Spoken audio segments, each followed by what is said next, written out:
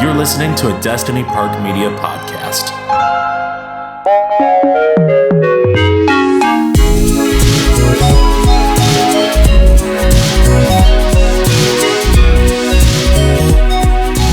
Scoodly doo doo doo doo doo doo. They should have had J-Bulls do that intro. Yeah.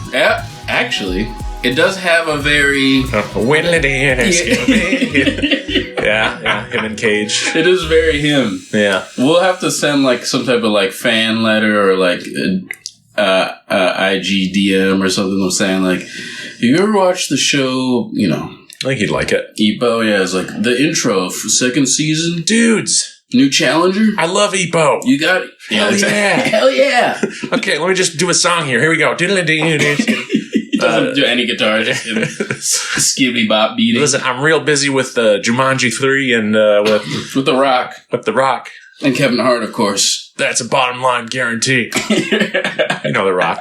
Welcome to the Ippo-Pa-Looza. Yeah. Part 3. Yeah, part 3 of the Ippo-Pa-Looza. We are here. I am Mike J. And I'm Mike R. Mike DR. Because remember, I'm not the guy from Animal Control. Yes, that's true. I cannot control my animals.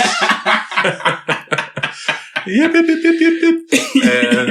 Chloe's not here. Chloe, yeah, that was actually me. Mm-hmm. I'll be honest with you. Mm-hmm. We're in my abode. Yeah, as usual. Mm-hmm, but before we get into the Hajime No Ippo of it all, I wanted to talk about something that, well, I think our fans can get into. Yeah, and it's an interesting series of newses that we should talk about. Let's hear the newses. So I don't know if you heard about this, but Whine About It.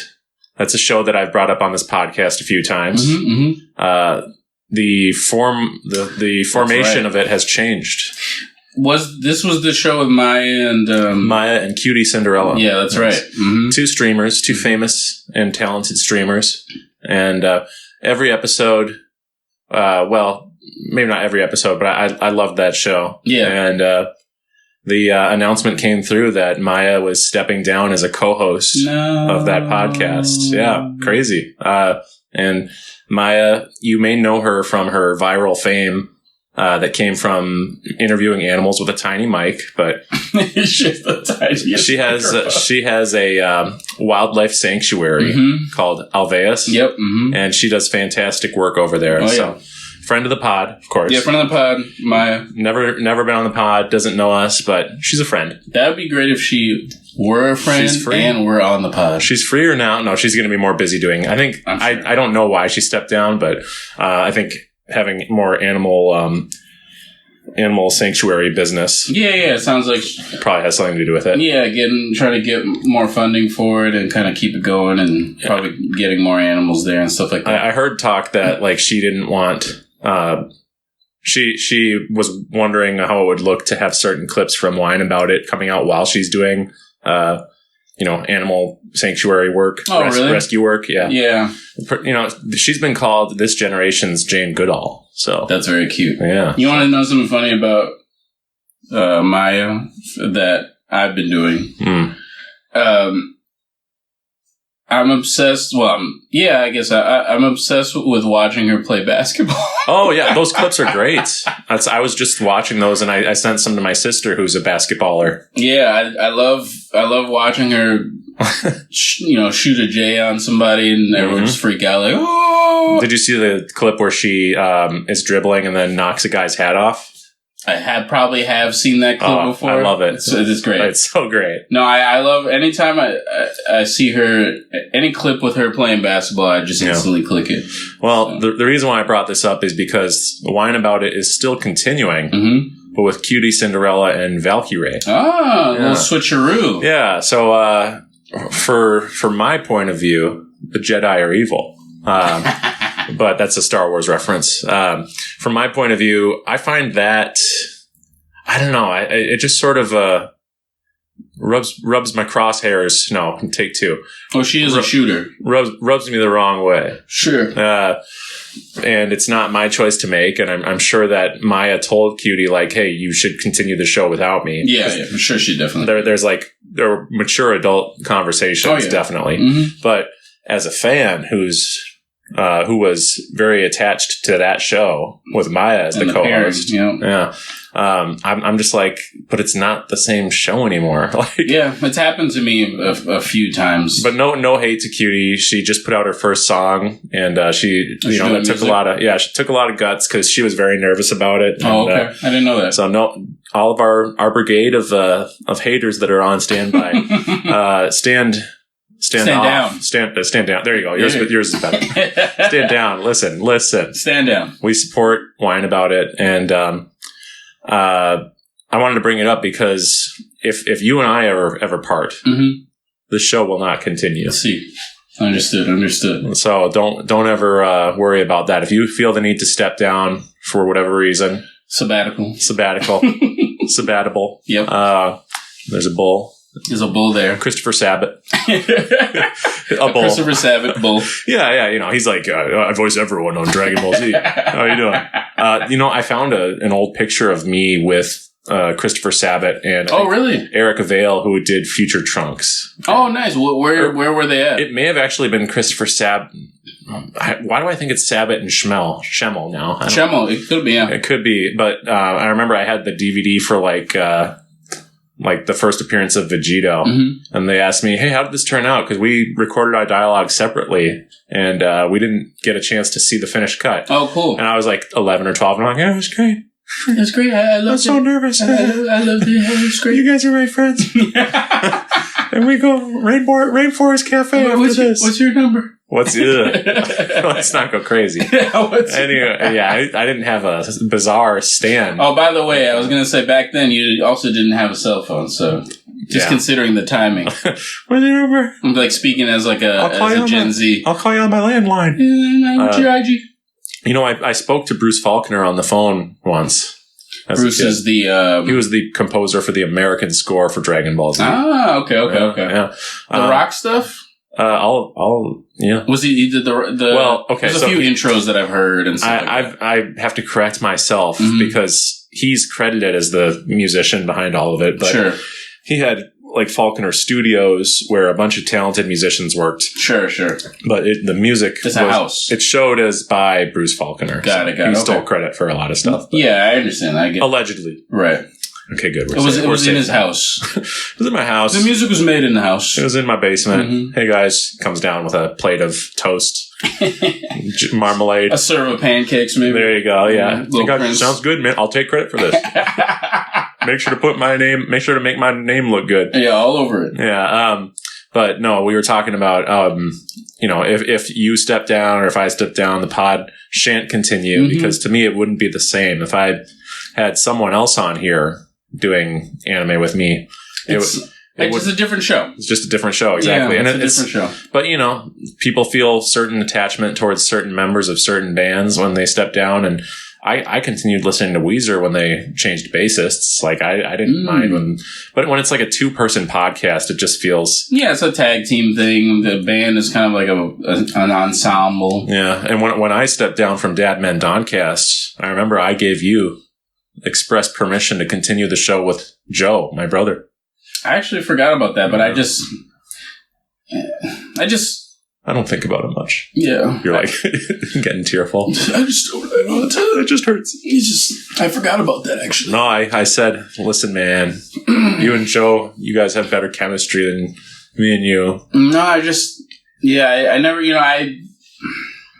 I'm nothing, man. I'm nothing out here. I don't think that would have worked just considering, not because of Joe or anything, but... interesting. We would have came back around, I'm sure, to do something else, and then I would have, I guess... I don't know, doing two podcasts is kind of interesting, and I feel like I've done it once. I think it's doable. Yeah. You definitely have, but you ran... You're the head, so... And I don't view myself as, like, the head of any of the... You're the heart. Yeah. The head and the heart. The head versus the heart. Yeah, So, yeah. But my point is we wish them well. And I'm a huge Maya fan. And Same. Cutie, Cutie's doing her thing. And Cutie's always making moves. She's making moves. She's got great business sense. And she knows how to clip farm. And I'm not a big fan of the clip farm thing. But she understands the internet. It's the game. It's the game. And I have to just respect it and go, hey... That's part of it. I don't have to be a fan of it to respect it. Yeah, exactly. So, okay, good. We've sat on the fence very, very firmly on this one. I prefer mine. I will not watch the show if she's off of it. And I'm done with the show. And it's over. I am done with the show, but I was actually done with it before because they did like a series of guest episodes. Yeah. The way they did this was strange, where they took it was 10 weeks of guest episodes. Wow, 10 weeks? And they rarely got together to do in-person episodes. Sure. Filling gaps and stuff like that. But the problem was that they announced, hey, Maya's coming here to film in person. And everyone's like, oh, this is so great. And then it's like, oh, we're going to have guest episodes. So you won't get us together for the guest episodes. And then when they were finally done with the guest episodes, it was the announcement that the show was... Yeah, it's ending, right? That Maya was stepping down. Sure. It's not ending. Excuse me. Exactly. No hate to Valkyrie. I don't even know her. There's these streamers that I, through no research of my own, they just kind of pop up in my YouTube recommends. Yeah. Extra that Emily is huge. Extra Emily, Cinna. Yep. NMP, LOL. Yeah, I fuck with all these people. Or at least a lot of them. Yeah. Extra Emily is she's funny. She's funny. There's a level of being an entertainer that I respect. Yeah, she's very cute. And she can be really funny when she gets kind of when she gets into her character bag. Yeah, well, and she's not afraid to be cringe while the stream is going. When she goes into a news store and she's like, "Oh, greetings," it's. But then sometimes she'll dance along to hip hop. Yes. Kind of throw down. She's honestly. Yeah, she's very interesting. When I've more recently been kind of watching her moves, and this is all kind of based on a lot of the back of some of the streamers at AMP. Kind of been doing these really big events, mostly fronted by Kai Cenat being the biggest streamer ever. I know them. And they did a streamer university, which had a super duper collab with everybody there. Yep. And everybody got their shine, and obviously we're able to bring fans from all different areas to know who these people were. And so Extra Emily got got a lot more eyes, I think, on her based on that appearance, and a bunch of other streamers too. But yeah, so I'm a fan. I see what they're doing. I respect it. The streamer game is a new lane that in the last 10 years or so has become something very viable for people to do. And I think they're trying to show people kind of different ways to be a entertainer and a streamer. Sure. And so props to them. Cutie did this, not to be you just told me about someone and then I go back to old Blondie, but, Miss Blonde. But Cutie did this benefit concert for 4 different charities recently. Oh, nice. It was just karaoke, but people were dressed as certain icons. Oh, that's fun. And they raised over $100,000, I think, for 4 different charities. No, they get it moving, $25K to each one. They get it moving. They have their followings and their peoples that ride with them. And we've talked about streamers on this podcast before, and it's usually not positive. So this is a big positive dump. Yeah, exactly. Just like on my birthday when I got dumped, that was a big positive dump. It's a big positive dump. It ended up being a big positive dump. It sure did. But it was my birthday, so I still had plenty of fun stuff to do that day. That's fair. Actually, that's actually really. And everyone got to I was gonna say it's one of those double edges because you could it was just terrible. Yeah, you could just revel in it, or it could just make everything worse. Yeah, it made it worse. Yeah, I understood. I went to the family birthday party and my grandma's sorry, honey. Right, I'm sorry. It's you don't want to see your grandma on your birthday feeling sorry for Thanks, you. Grandma. Yeah. Thanks, Grandma. Maybe next year. Maybe next time. Maybe next year it'll be a happy birthday. Yep. No, it was. But my family came together and my friends. This was right in the summer of COVID, 2020, and my friends Jace and Ian actually threw a birthday party for me. Nice. And it was basically you could tell it was them looking out for me because they could tell that it was a bad time. Yeah. I think that's great. That's great. We ordered some of our favorite pizza and just had a blast. So shout out to those guys. I don't know if I've ever talked about that on the pod. No, that's I don't think so. One of my favorite friends stepping up for me moments. Friend moments. Yeah. No, that's really good. Yeah. They're can we host a birthday party for you? And I said, get some pizza going. Hells yeah. Throw something on the screen. Hells yeah. Gotta do it. Screen time. Oh yeah. Gotta have screen time. We're iPad kids. We need our screen time. What is it? Tummy time? People are talking about tummy time. time lately. That's a throwback for me because that's I haven't. Wow. That's a real throwback. The tummy time is. It was the Ippo-Pa-Looza. Yeah. We're talking about tummy time. Ippo did a lot of tummy time during the season. Did, yeah. That's, new challenger. New tummy. New tummy. New tummy time. Returning, yeah. Well, I think that was about all I wanted to mention, other than brief shout out to the fact that I'm going to be moving. Yeah. I'll be brief about it, but there was that one time in a few episodes ago where I was like, I made a joke about how like I'd been.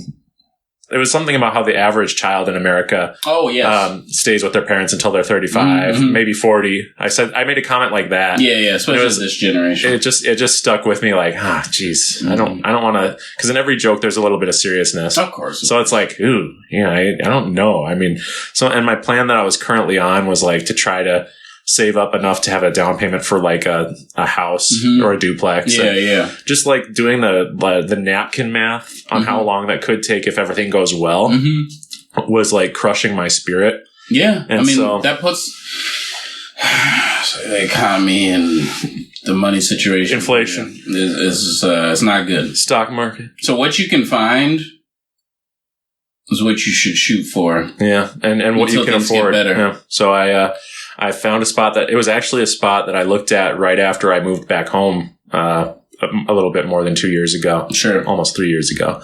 And, it wasn't available back then. And I kept in touch with the people who run it. And, just casually last week while I was like dealing with some life stuff and, feeling kind of stuck in my path, stuck in place, I should say. Right. Just sent an email to someone who I already had a thread with and, asked, hey, I just want to check if there's any availability. And this guy had to move because of school and was looking for a subletter and was kind of strapped. Like, he's like, I hope I can find someone, Sure. So, I'll be moving in September. So cheers to that. I got one last birthday living with my mom. Yeah. I'm going to be a really nice son, for the month of August. But are you a Virgo? do you know what I thought you were going to say? Are you a virgin? I legit thought you were going to say. That's a wild question. Because it was right after I said I live with my mom. Are you a virgin? It's like my biggest insecurities ever. Yeah. Living with my mom. Are you a virgin? What a wild question. Just I know, but that's so asking that tone, I guess. That's like the hallways of every high school, right? Yeah. Are you a virgin? And it's like, yeah. Anyway, it's fine. Kids, it's fine. Don't rush. Yeah, there's no need. I'm not a virgin. I am a Virgo. But yeah. And we've had this talk about five times or so. I'm sure. If we look back on the Dad Men Don cast along with this show. But if we're just talking about this show, I think it's like 2 times. Okay, good. So it's getting less frequent. You're asking. Well, you're talking to a dad, so that's true. I'll forget things and. Well, here's the beautiful thing is I then ask you.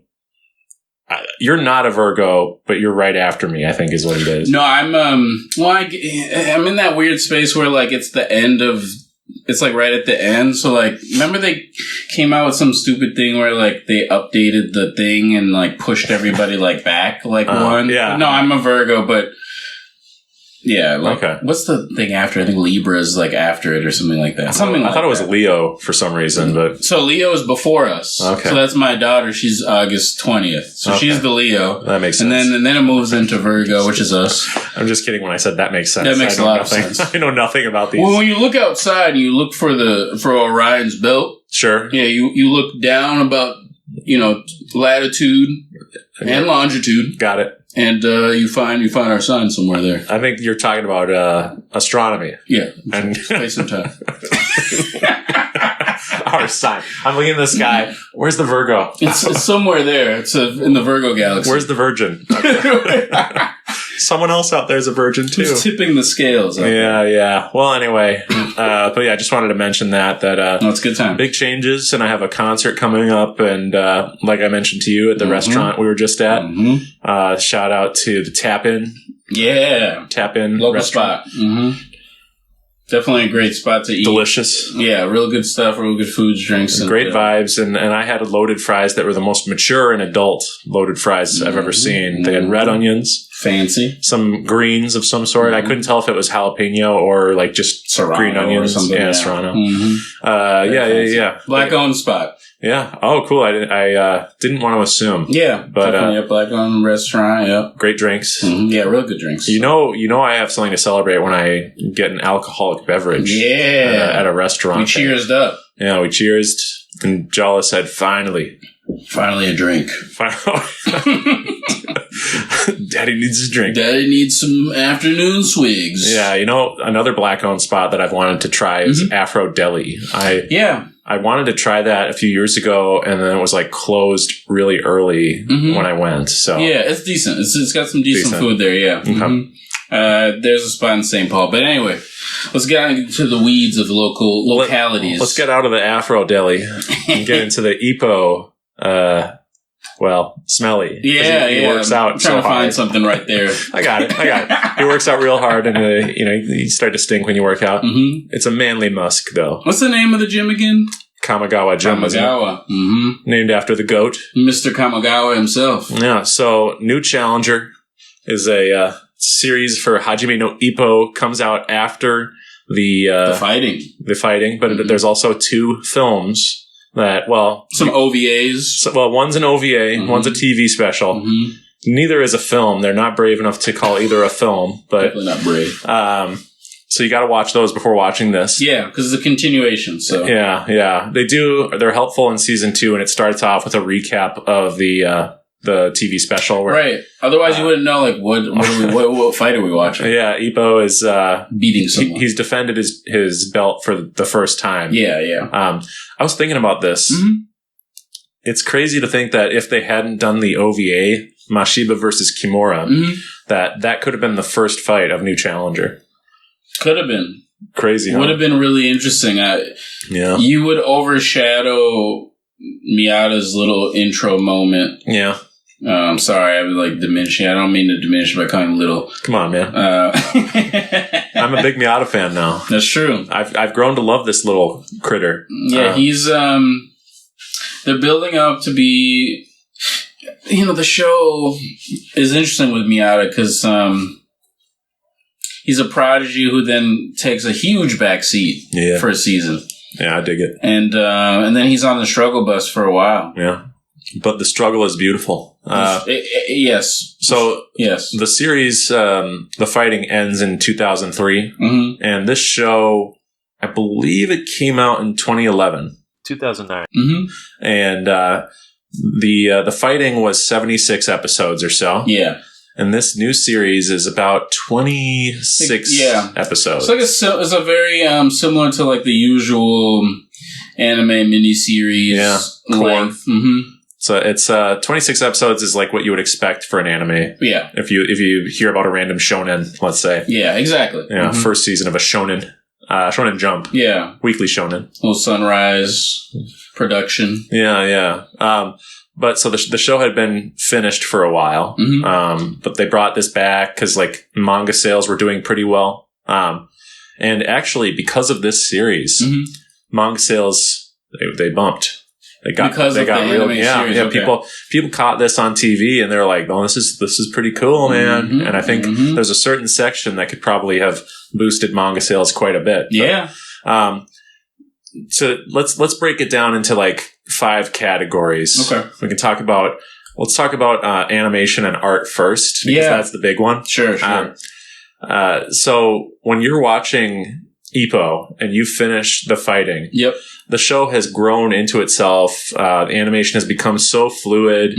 Everything stays pretty on model for the most part, except for gags, which it's actually part of the humor is in how wacky people can look. But it really evolves and keeps evolving into the TV special and the OVA. Like, for me, the show has never looked better than the TV special and the OVA. It's like a perfect evolution and upgrade to the fighting. Right.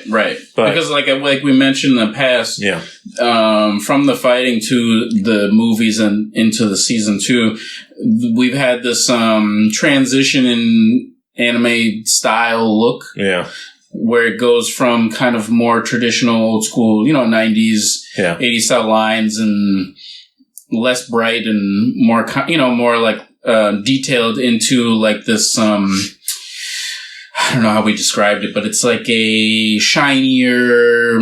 Highlights, yeah, brighter. Less focus on fluid motion and more focus on staying on model, I would say. Because I brought up being on model is a good thing, but when you're so slavish that you like sacrifice frames and again, fluidity, right? That can be really tough to watch in an action anime, right? Especially a boxing anime, because boxing is all about rhythm and the flow and how people move their bodies. Yeah. So it's a tricky thing, and when you start watching the new Challenger series after the fighting, it is probably the toughest thing to get into is the new style of art and animation. Yep. And I did look this up, and they did use mostly a different team for the art and animation. Makes sense. Yeah. Makes sense to me. I think that the people who were working on the fighting were incredible animators that went on to do other shows. Naotoshi Shida, he's one of the most famous Toei animators. He did work on the second opening for the fighting, which is Inner Light, which is, Ippo is surrounded by flames, weaving and training. And, but that's the quality of animator they had on that series. And then Madhouse, which is the animation studio that worked on, all three series of Ippo. They did work on all three series, but I think that what happened is they kept on adding more shows. So that's a tough thing to get into, is that for whatever reason the focus is on highlights and looking flashy, and like a good example of this for people that aren't watching the show or whatever the case would be, like what you saw from early Pokemon to like Yu-Gi-Oh!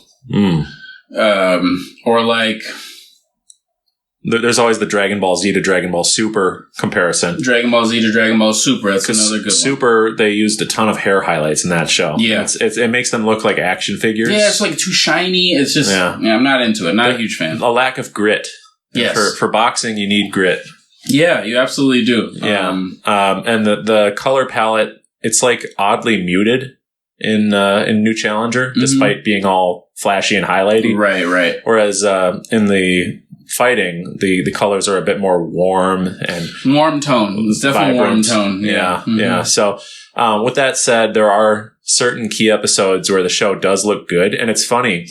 One of the show's biggest weaknesses in my book is that I'd say after the halfway point of the series, they start trying to do things like the fighting again. Like they'll borrow halfway through Challenger. Yeah, they'll start borrowing certain camera angles or certain character design sheets. Like when people are watching from the sidelines, it'll reuse stuff that they used for the original show in the past. Yeah. And there's certain musical cues that I swear to God, the composer for this show must have been like, we're not doing enough horns in this. We're not doing the Ippo style horn boxing music. And so they tried to stand proud. Yeah. That's the name of that cue. Yeah, it's great. There's one horn based motif in New Challenger that I think is actually like one of the worst cues in the show, where it goes, and there's like a drum beat that starts along with it. And I feel like this is coming from my biased perspective as a musician. Sure. There's certain songs that I've written where I know I was forcing it. And I know I was like, I want this song to come out sounding like this. It should feel like this. And it does. Right. But then it's like, why, when I listen back to it days later or months later, why do I feel nothing from it? Right. And it's just because it's like, so you're just trying to push it through. Yeah. Whereas like forcing it. Genuine inspiration, in my book, you can't hide it, whether you're doing it from a voice memo or a fully produced studio track. You can you feel it as a human. Yeah, you're right. And so there's certain musical cues in New Challenger that feel kind of borrowed from the old, and like they're trying to, like they're scared of making something too different. And honestly, to be honest, I think that I really like when shows try to maintain their signature sounds throughout a series. So I don't love, especially like when you're watching a show for a season and they have a similar like motif and tone, or they have a similar theme song that plays like for certain moments, and you know it to come when it comes, and then they move into a new season and they just forget that they have this like ear-catching tone that we're all know and love. Well, I agree with you, but the weird thing is this isn't like the same show. Exactly, and that's probably why they do it. It's not a second, and that's why when people say, "Oh, I want a 4th season," or "I like season 2 of Hajime no Ippo," it's not like this is like the same team who did season 1. Right. Like these are different series. Like it's not season 1, season 2, season 3. Right. That's a very American thinking or way of thinking. Right. I think. Because it's like, but it says Hajime no Ippo, so this is the 2nd series that came out. Right. But it's a different catalog of something. Yeah. It has a totally different goal. And that's one of the biggest strengths and drawbacks of Hajime no Ippo New Challenger. Right. The crazy thing is that I sort of dunked on the score a little bit, but on second watch of all this stuff, this is actually a great score. Yeah. But I hear what you're saying about you liking like thematic consistency, or I guess musical consistency. Yes, thematic musical consistency. I'm a big fan of diversity in my franchises. Okay. I'm a Godzilla fan, as you know. Yeah. And so if my thing is like, if they can stay thematically consistent and musically consistent, that's great. Sure. But if they are like working with a whole new director, which this is, and a whole new screenplay writer and stuff, like I don't want them to try to like try to force it, and I want to hear what they are inspired by and see if that is also respectful to the source material. Right. Because you can respect the source material and still do different things. And we see that in both New Challenger and in Rising. I think you're right when you say that. It's something I notice, I think, more in like American sitcom shows or American dramas, where the drama it'll have a certain tone that they use in a particular season, and then have a certain tone it's the following season, and they won't carry over some of those. They're basically like hooks, like hooks that everybody knows. For like, oh, this is the music that we hear like when something bad is about to happen. Yeah, this is the hook that we hear is when something uplifting is coming or whatever. There are things that that they put in the series for you to like as like key music moments that I feel like would be cool to carry over. But I respect like also trying to create something new. Yeah, if it falls in line with kind of that similar idea, I guess. And the fighting's soundtrack is actually incredibly diverse. Like, there's a theme from that show that is like techno and dancey, and it's like playing while they're like getting hyped up for a fight. It doesn't fit with the rest of the show, and it works because you can tell it's in the same spirit as the rest of the soundtrack. It's not the same style, but no. And one thing to remember is this came out like more than 10 years after the original series started. So a huge gap. It's kind of a reboot. And the worst part of reboots for me is when they try to like have lightning strike twice in the same way. Sure. And they start to like pretend that the old gang's back together and it's not. Yeah. So it becomes really hollow. Yes. And New Challenger, for all its flaws, it doesn't feel hollow because it's not chasing the same things that the first series did. It's very true. I think you're super correct on that. There's a lot of changes in the show that you can see from fighting to New Challenger. And not all of them are good. Yeah. But stuff that you really notice. On second watch, I have become I'll become a defender of New Challenger. I think that I don't hate it. When we first watch it, it's a tough pill to swallow after the first 76 episodes. Yeah, because what happens with New Challenger is when you're watching the first series, you don't even think about the manga. That's not to disrespect George's work, right? But you're watching a full story, and you don't think about, oh, this is an adaptation. You just start to finish, But when you're watching New Challenger, it's an ad. It's pretty much an ad for the manga. Like, hey, here's what has been going on since the fighting. You should probably pick up the manga. Like that. I don't know if it's a reminder. I guess. It's like, this is kind of a preview of the full story. You'll have to pick up the manga. And if the fighting felt like a Bible to me, then New Challenger feels like a pamphlet. Oh, okay. Yeah. Okay. Where it's like... It's not New Testament. Yeah. It's like... Old Testament is the manga. Yep. New Testament is the anime, the fighting. The fighting, yeah. And then New Challenger is... King James version. The King James. 2004 translation. Yeah, there you go. That's where it got really weird. Yeah, there you go. No. It's the Mormon church. And then Rising is Scientology. No, I actually... On steroids. No. I don't want to spoil anything, but I may prefer Rising to New Challenger. Yeah. I may not, but I may. But you never know. So we've talked about the animation, the music. I do want to talk about it just a little bit more because I didn't describe it for anyone who hasn't heard it before. Yeah. It's actually... We think of the original score for the fighting as being like very organic instrument focused. And I think of guitars when I think about that soundtrack. A lot of guitars, yeah. There's even more guitars in New Challenger. And I didn't even notice that until I played the soundtrack while I was cooking one day. And I was like, you know what? I play the fighting a lot. Let's listen to New Challenger. And as I was boiling that pasta, I found myself going, just nodding my head along to rock guitar. Yeah. And shredding, great soloing. And I went, wait a second. This score is goated. Yeah. This is fantastic. But it's more traditional anime. You and I were just talking about this. Yep, I was just going to bring that up. Yeah. Oh, sorry. No, it's good. No, I'm glad that you brought it up because I was just going to bring that up. Clench his fist. Kaso. Stop. No, that's the ref jumps in and yells, stop. Takamura! Takamura-san. Takamura-kun. That's why before we recorded, we joked about how the characters never call him Takamura-kun. Yeah. Because he would lose his shit on them and start killing them immediately. Disrespect.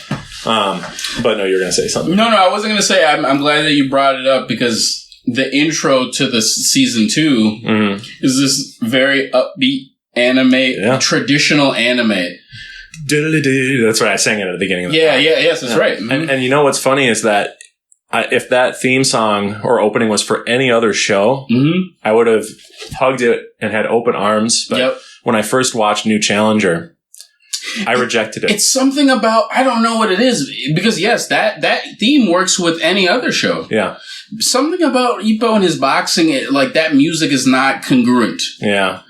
Well, the thing that we talked about when we first started getting into New Challenger, and it took us a long time to finish it, both of us on separate journeys. Of course. But the fighting makes you want to train. Like there's no coincidence that my running started when I was watching the fighting. Yes. It wouldn't have started if you watched New Challenger. New Challenger does not, and for all of its pluses, there's plenty of pluses we'll get into. Right. It does not make me want to join Kamigawa Gym.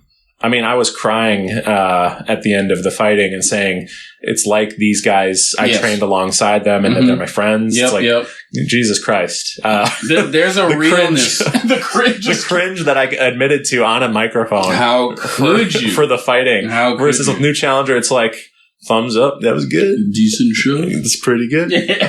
There's a great stretch there of episodes, but not the full thing. Oops, spoiler. But no, it's so it's just a regular anime. It's not a religion. It's just an anime. This is the if there was ever a TLDR for a New Challenger, is that Ippo, the show, turns into traditional anime. Which is so weird because we love anime. Yeah, the original series, the fighting, is an anime. Yeah, but something about it feels like it's so weird. It feels like boxing. It's like not to say that this is not boxing, but You know what I'm saying? Like, yeah, I think I have a theorem. Yes, on that. Yes, a serum. If you a super serum. Ippo would be a great Captain America. By the way. Oh my goodness. That's great. We should do some fan art. We need to do some Actually, let's just do some generative AI. Can you make Ippo from Hajime no Ippo into Captain America? Sure. Let me just burn down a rainforest. Beep, beep, beep. All these animals. That's what's going to happen next. I'm going to try to populate that image. Jesus. See if it happens. Just your computer overheats. Yeah, it's like too much power. Well, Mike, the house is burned down, but I got your Captain Ippo America image. 2 children might have got caught in the fire. And all the animals, of course. No. Hey, we have fun. We're being exaggerated. GBT. Yeah. No, it is funny that Chat GPT is so hard to say, and everyone just says Chat GBT. Chat GBT. But anyway, enough of this. What was my point? My point is that I have a theory for why. Yeah. New Challenger feels less like boxing and less real. Yeah. It's actually because the fighting is not just about boxing, and it has more slice of life moments, and it's not just like, here's this person's match, then here's another match, then here's another, then there's like a beach episode. Yeah, I see what you're saying, because anime will generally do this thing where they're trying to get you to the next fight. Well, think about how when the fighting had new challengers, no pun intended, when there were new people who were going to fight Ippo, we saw their backstory, and we had whole episodes devoted to them for the most part. Yeah, and how they relate to this next fight that's coming up. And how they're not just some villain. Like, they are just as real as Ippo and his friends. Right. And valid, too. I mean, say what you will about New Challenger, but we kind of find out about these guys, and then they're potentially part of a montage where they get knocked the fuck out, or if they do relate to the old series, it's not even full flashbacks. It's like maybe little glimpses. Yeah. But for new characters, daydreams, if you will. Yeah, or daymares. But for new challengers, and there's still no pun. Still no pun. No pun is intended ever. No. You meet these new characters that Ippo's going to fight, or that... Well, actually, Ippo only has 2 fights. That's another thing. One is against a character I've slagged off a million times on this show. And the other is for some random bastard. Yep. And the fight is potentially the worst in the series, I think. Yeah, Ippo's? Yeah. The second one. The second one, yeah. Barf Michi, he's okay. That fight is kind of cute at points. But kind of frustrating at other points. It is. I don't like it. It's definitely a low point. Yeah. No, I do not like it. Ippo is the low point in New Challenger. Yeah, I didn't know how we were going to come to that, so let's just talk about it. Yeah. New Challenger is a series where Ippo is the worst part of the series. Not just as like he doesn't have any interesting meat of the story. No. But also he looks the worst of everyone, pretty much. Like, they don't know how to draw Ippo in New Challenger. Yeah, he doesn't look great, and he is... By the way, I think it's brave. The creator of the show is just brave altogether, because he does these risks. Keep in mind, he created the manga. The manga. And then there's a director of this anime. Sure, and I guess he's taking direction from it to try to build his show, try to build a show based around it. They tried. But they're taking risks by, I guess, the director of the of New Challenger and even of the fighting. They take risks and not, because look, when we talk about like anime that we watch generally, like Dragon Ball or some other, typical, show that's out there, Naruto, thanks. Other shows like that, One Piece, whatever. One Piece. Luffy. The show cannot breathe without the main character. It can't. It ceases to grow without the main character. It can't even function without the main character. Yeah. And Ippo's like, Hajime no Ippo is so different from that. It's like, we want you to keep an eye on this kid because he's going places, but he's not the only person that's moving. There's so many people that he is friends with that have interesting stories and have very compelling, meaningful bouts, not in and out of the boxing ring. Yep. And this second season really shows you, like, honestly, guys, like, Ippo's great, but, like, we have other people that, like, are amazing at boxing. Well, it's almost like the name of the show is, like, New Challengers, referring to the fact that there's a new focus on the show. It's about not just Ippo, but Aoki. Well, Aoki's more rising. More rising, yeah. But, I mean, this is, like, emblematic of what's right and wrong with New Challengers. Yeah. The first fight of the series is fucking Miyata. Yeah, it's a Miyata fight. It's a Miyata fight, and also I'd say it's the second best fight of the series. Right. Of the of New Challenge. Yes, of New Challenge. And I love it. I love the fight. It's Miyata versus this Australian champion who is the champion for the OPBF. Yep. It's like the Oriental Pacific Boxing Federation. Yeah, it's the route that he had to take in order to, because Ippo's blocking my way. Yeah, he's blocking the Japanese title. So Miyata, he went to like Thailand and he fought some Filipino, he fought a Filipino boxer and another guy that I can't think of right now. But he had to take this alternate route. And what happens is that now they're both champions, Miyata and Ippo. Yeah. And OPBF is, I guess, more respected than the Japanese champion. I could see that, given the world, how the world of different boxing. countries. Yeah. Japan is such a small, localized. Yeah. But that fight is interesting because the secret to Miyata's success is that he focuses on counters. Yes. Because he's not the heaviest hitter, but he's fast. Yeah. And he focuses on counters, and that actually takes the other fighter's strength and uses it against them. Right.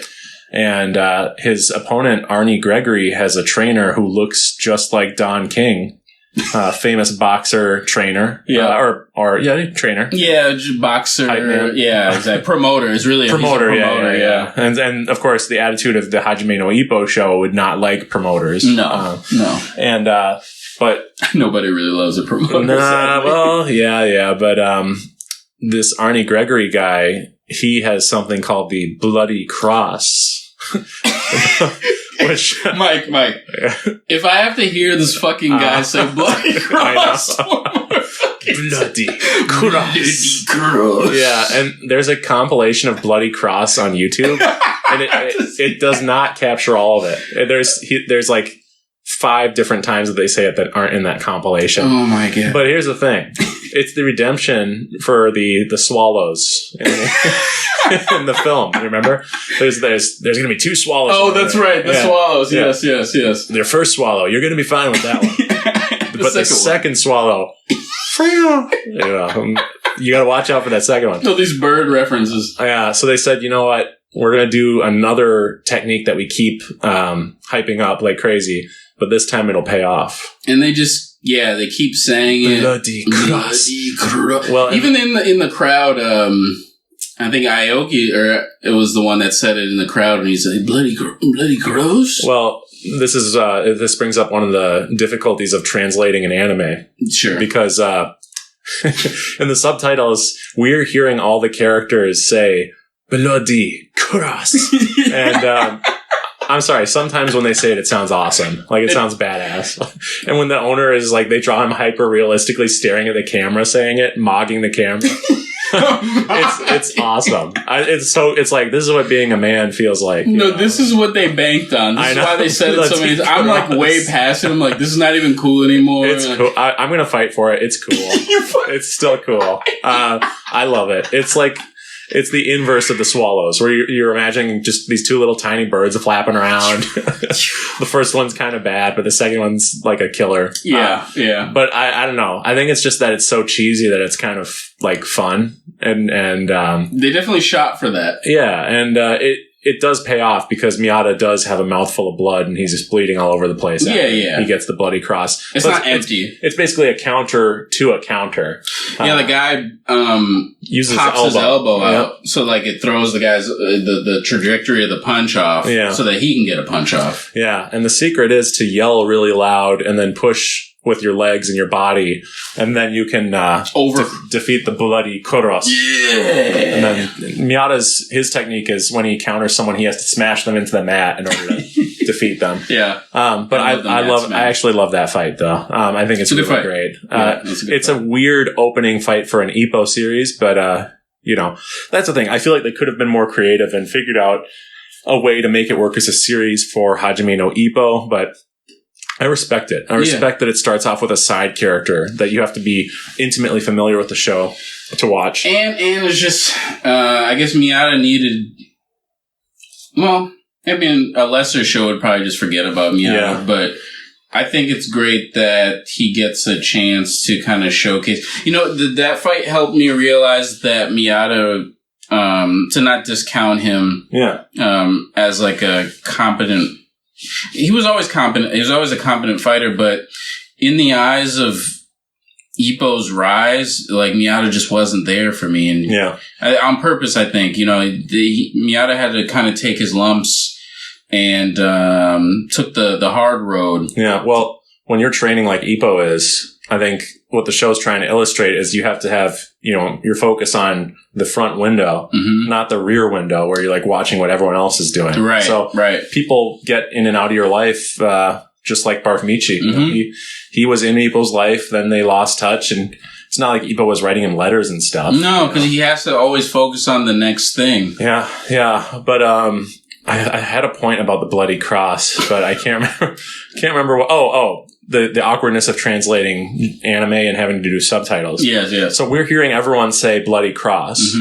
And then in the subtitles it goes, gosh, and what does bloody cross mean? And then Aoki goes, I think it means bloody cross. Like, it's something like that where it literally makes no sense in subtitle form. But in Japanese, they're saying, what does this thing that's not in their language mean? And then they say the Japanese words for bloody cross. Right. Thank you. Exactly. So, what does this word that we don't know? But when we're reading it and us Americans are reading it, we're going, what does bloody cross mean? I think it means bloody cross. I think it's something about bloody cross, yeah. Okay, now I get it. Fuck you. The English guy, bloody cross. He's not English, but I guess he's Australian or something, right? He's something. Yeah, New Zealand, whatever. They don't say who he is, but it's funny. Takamura goes, these Americans always have flashy entrances. And then people go, no, he's Australian. And that's a good gag because I assumed he was American too. He's blonde because he was blonde and had blue eyes. Yep. Second thing is that it's foreshadowing. Clear area. For Bryan Hawk. It's true. So. Yeah, the Bryan Hawk comparison is Bryan Hawk. Good guy. As a design choice is really... He's a strange... He's a weird design. Yeah. Because I'm not exactly sure... He's so ambiguous. I don't really know what he is. I've seen people say he's a black man. Yeah, like he's light-skinned black guy, but he has blonde hair. I think he's more tan than black. I don't think he looks like a black guy. Yeah, like he doesn't...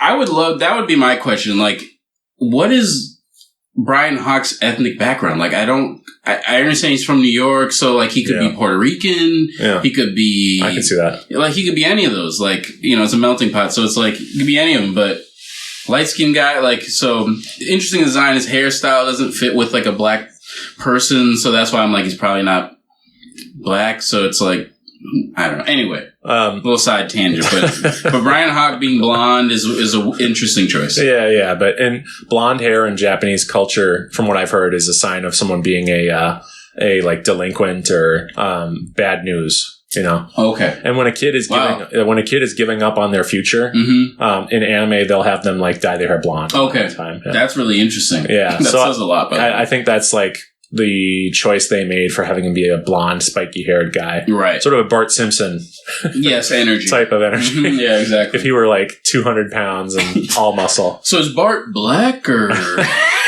Jallah's watching The Simpsons. Is this a little black child? Is this a black family? Dr. Hibbert comes on screen. Oh, well, now I'm confused. This is clearly a black man. This is obviously. So then The Simpsons are... light-skinned. they're a light-skinned family. They're so light. Have you ever seen those memes where it's like light-skinned, what is it, a light-skinned smile or something? I have not. Okay. That sounds funny. Light-skinned black people have a certain smile, according to these memes. According to the meme, yeah. I don't know. I've seen the memes. Yeah, I guess I'm not deep in the lore, unfortunately. What about, have you seen the meme where someone is looking in the freezer and they have the Thriller album in the freezer? And they say, "What's Michael Jackson doing in the freezer?" Or he says, "Hey, who put Michael Jackson in the freezer?" And his voice cracks on the word freezer. That's very funny though. I'll send it to you. It's I gotta see all funniest meme ever. I've sent it to my little brother, and he's 18 now, so he's past the voice cracking stage. But I mean, it still pops up. Still pops up for us. I bet. Yeah, thank you. But never on pod because I edit. Oh, it's out. No, shit. Out. Shit. Are you a virgin? Are you a virgin? Before we get into Takamura versus Hawk, because that's like the main entree of the whole season, to be honest with you. I have an alternate thing that this is an unpopular opinion. Yeah, go ahead. I think, because I've never seen it. This is totally unique to Mike. Mike D. Rowland. Yep. My opinion is after the fighting, instead of doing these halvesy series, I wish they had done a movie. Okay. A Takamura movie that shows his beginnings at Kamigawa Gym, and it focuses on him, and then it cuts to present day, and it cuts to him fighting Bryan Hawk. Yes. So it's a sequel to the fighting, but it's focused, and Takamura is the main character, and they were able to do like the highest animation quality possible. Yeah. And writing quality possible. Yeah. And that way it becomes less disjointed, less unsatisfying. And then the third movie would be for this is a spoiler alert for Rising, but I think the third movie in my fantasy spoiler, you can skip ahead 15 seconds. Yep. 30 seconds actually. Would be there's a flashback to Kamigawa and Nakota's past in World War II Japan doing prize fighting. Yep. And I won't spoil anything because there's some people who haven't listened to, or rather haven't seen that yet who are following along. But that would be an incredible movie too. So, and they do become like the focal point that people remember from these seasons of 26 episodes. But this is the thing, that's the thing with New Challenger. Yeah, is that like there's some really amazing fights in it, but there's also I don't know. I just feel like it would be like it doesn't need to be structured in a season-like format. Yeah, exactly. I get what you're saying. Yeah, because it doesn't fit that way. The way that the fights are positioned. The thing is that Hajime no Ippo, the manga, is a long-running story. And this is just one stretch of story. And in this stretch, George wanted to focus on other characters besides Ippo because Ippo's Japan's champion and he's like, what he's doing right now is just defending the throne. And it's less of a season of television type of story. Right. It's a continuation. It's exactly. And so the fact that it's like not a second season, but its own separate series, like I feel like they could have leaned into not focusing on Ippo much because it makes the Ippo fights in this just feel so lesser. Yeah, I don't even. They don't. I think I remember when I was telling you when I was watching the season. I think I told you I was like I think the only thing that matters in the season is the. I was saying it flippantly because I was in the middle of watching or finishing it or whatever. Yeah. And I was like, well, it's really about I said it's really about Bryan Hawk Takamura. Well, the tagline you kept saying to me was New Challenger was really about the side characters. And I was like, okay, he keeps saying that. Yeah. What does that mean? And then I remember you were mentioning in the first season, you're like, man, it'd be cool like if they really start to like focus on Kimura. I'm like, yeah, man, it's coming. Kimura, my goat. Now, Kimura in New Challenger does nothing. No, he's not. He starts out good. Like he starts out helping Miyata train, and he actually beats Miyata in sparring. And he's like he seems to be on a similar path to in his OVA. But all he does in New Challenger is, I think he does, like, he fights someone to a draw. Yeah. Or if he does win, it's like by points. Like they weren't ready for it. They weren't ready like for that yet. 10 rounds and it like nobody does a knockdown once or something. Yeah, it was just basically went the distance. Yeah. And I'm just like, God damn it. And even people in the crowd, they have the people in the crowd going, we're disappointed. Do better next time. Do it like you did in the OVA. All right. And then Kimura's like, I guess I should have been like I was in the OVA. Right. I should really take one of the greatest anime fights in history. But instead, I just kind of dinked around. And then Aoki, he's doing the frog jump, and we're all loving that. And that's fine. Yeah, this is before he came out with the quote unquote. Yeah, we even don't want to spoil anything. Yeah, the quote unquote. Yeah. the hint, wink, wink. The nudge. Yeah, nudge. Yeah, there you go. Thank you. Nudge. It'll probably pop up on YouTube for you because YouTube loves to recommend spoilers. So.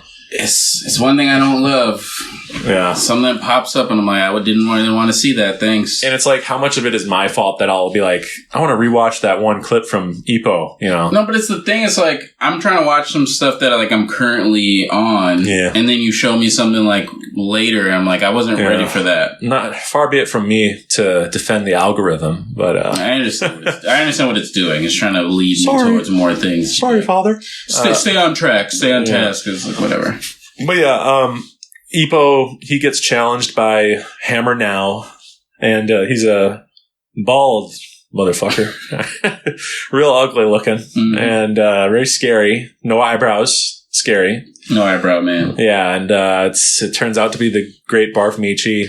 And I'm going to sound dismissive, but I think we should be. Yeah. I was going to say, I don't even know if like we should even talk about it. I think Ippo's stuff just not good enough to like really speak about. Well, which sounds crazy. I know. No, that's kind of what I've been struggling with the last few weeks as we prepare for this episode is just like being honest with myself. It's like entertaining enough. And it's cool. There's some cool punches and stuff. But, yeah. But the like emotional stakes are just not. It's not there. Not there. I have no doubt that he's going to win in any of these confrontations. Very true. And like Hammer Now / Barf Michi, he starts out being like wildly disrespectful to Ippo and like talking shit and like doing the nerdy thing. I'm going to take the belt. Yeah. And it's just so annoying. And then you're not moments before they're going to fight. It shows him in the locker room and he's like, he's shaking. He's trembling.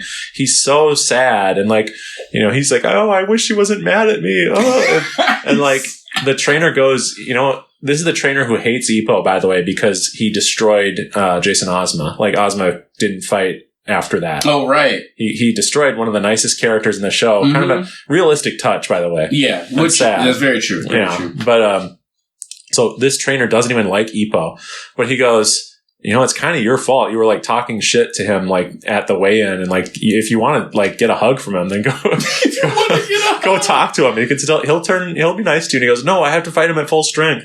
I have to be mean. Yeah, but like he's like, and then during the fight they like have this sweet moment where he's like, thank you, senpai. You taught me everything. And like there's nice music playing.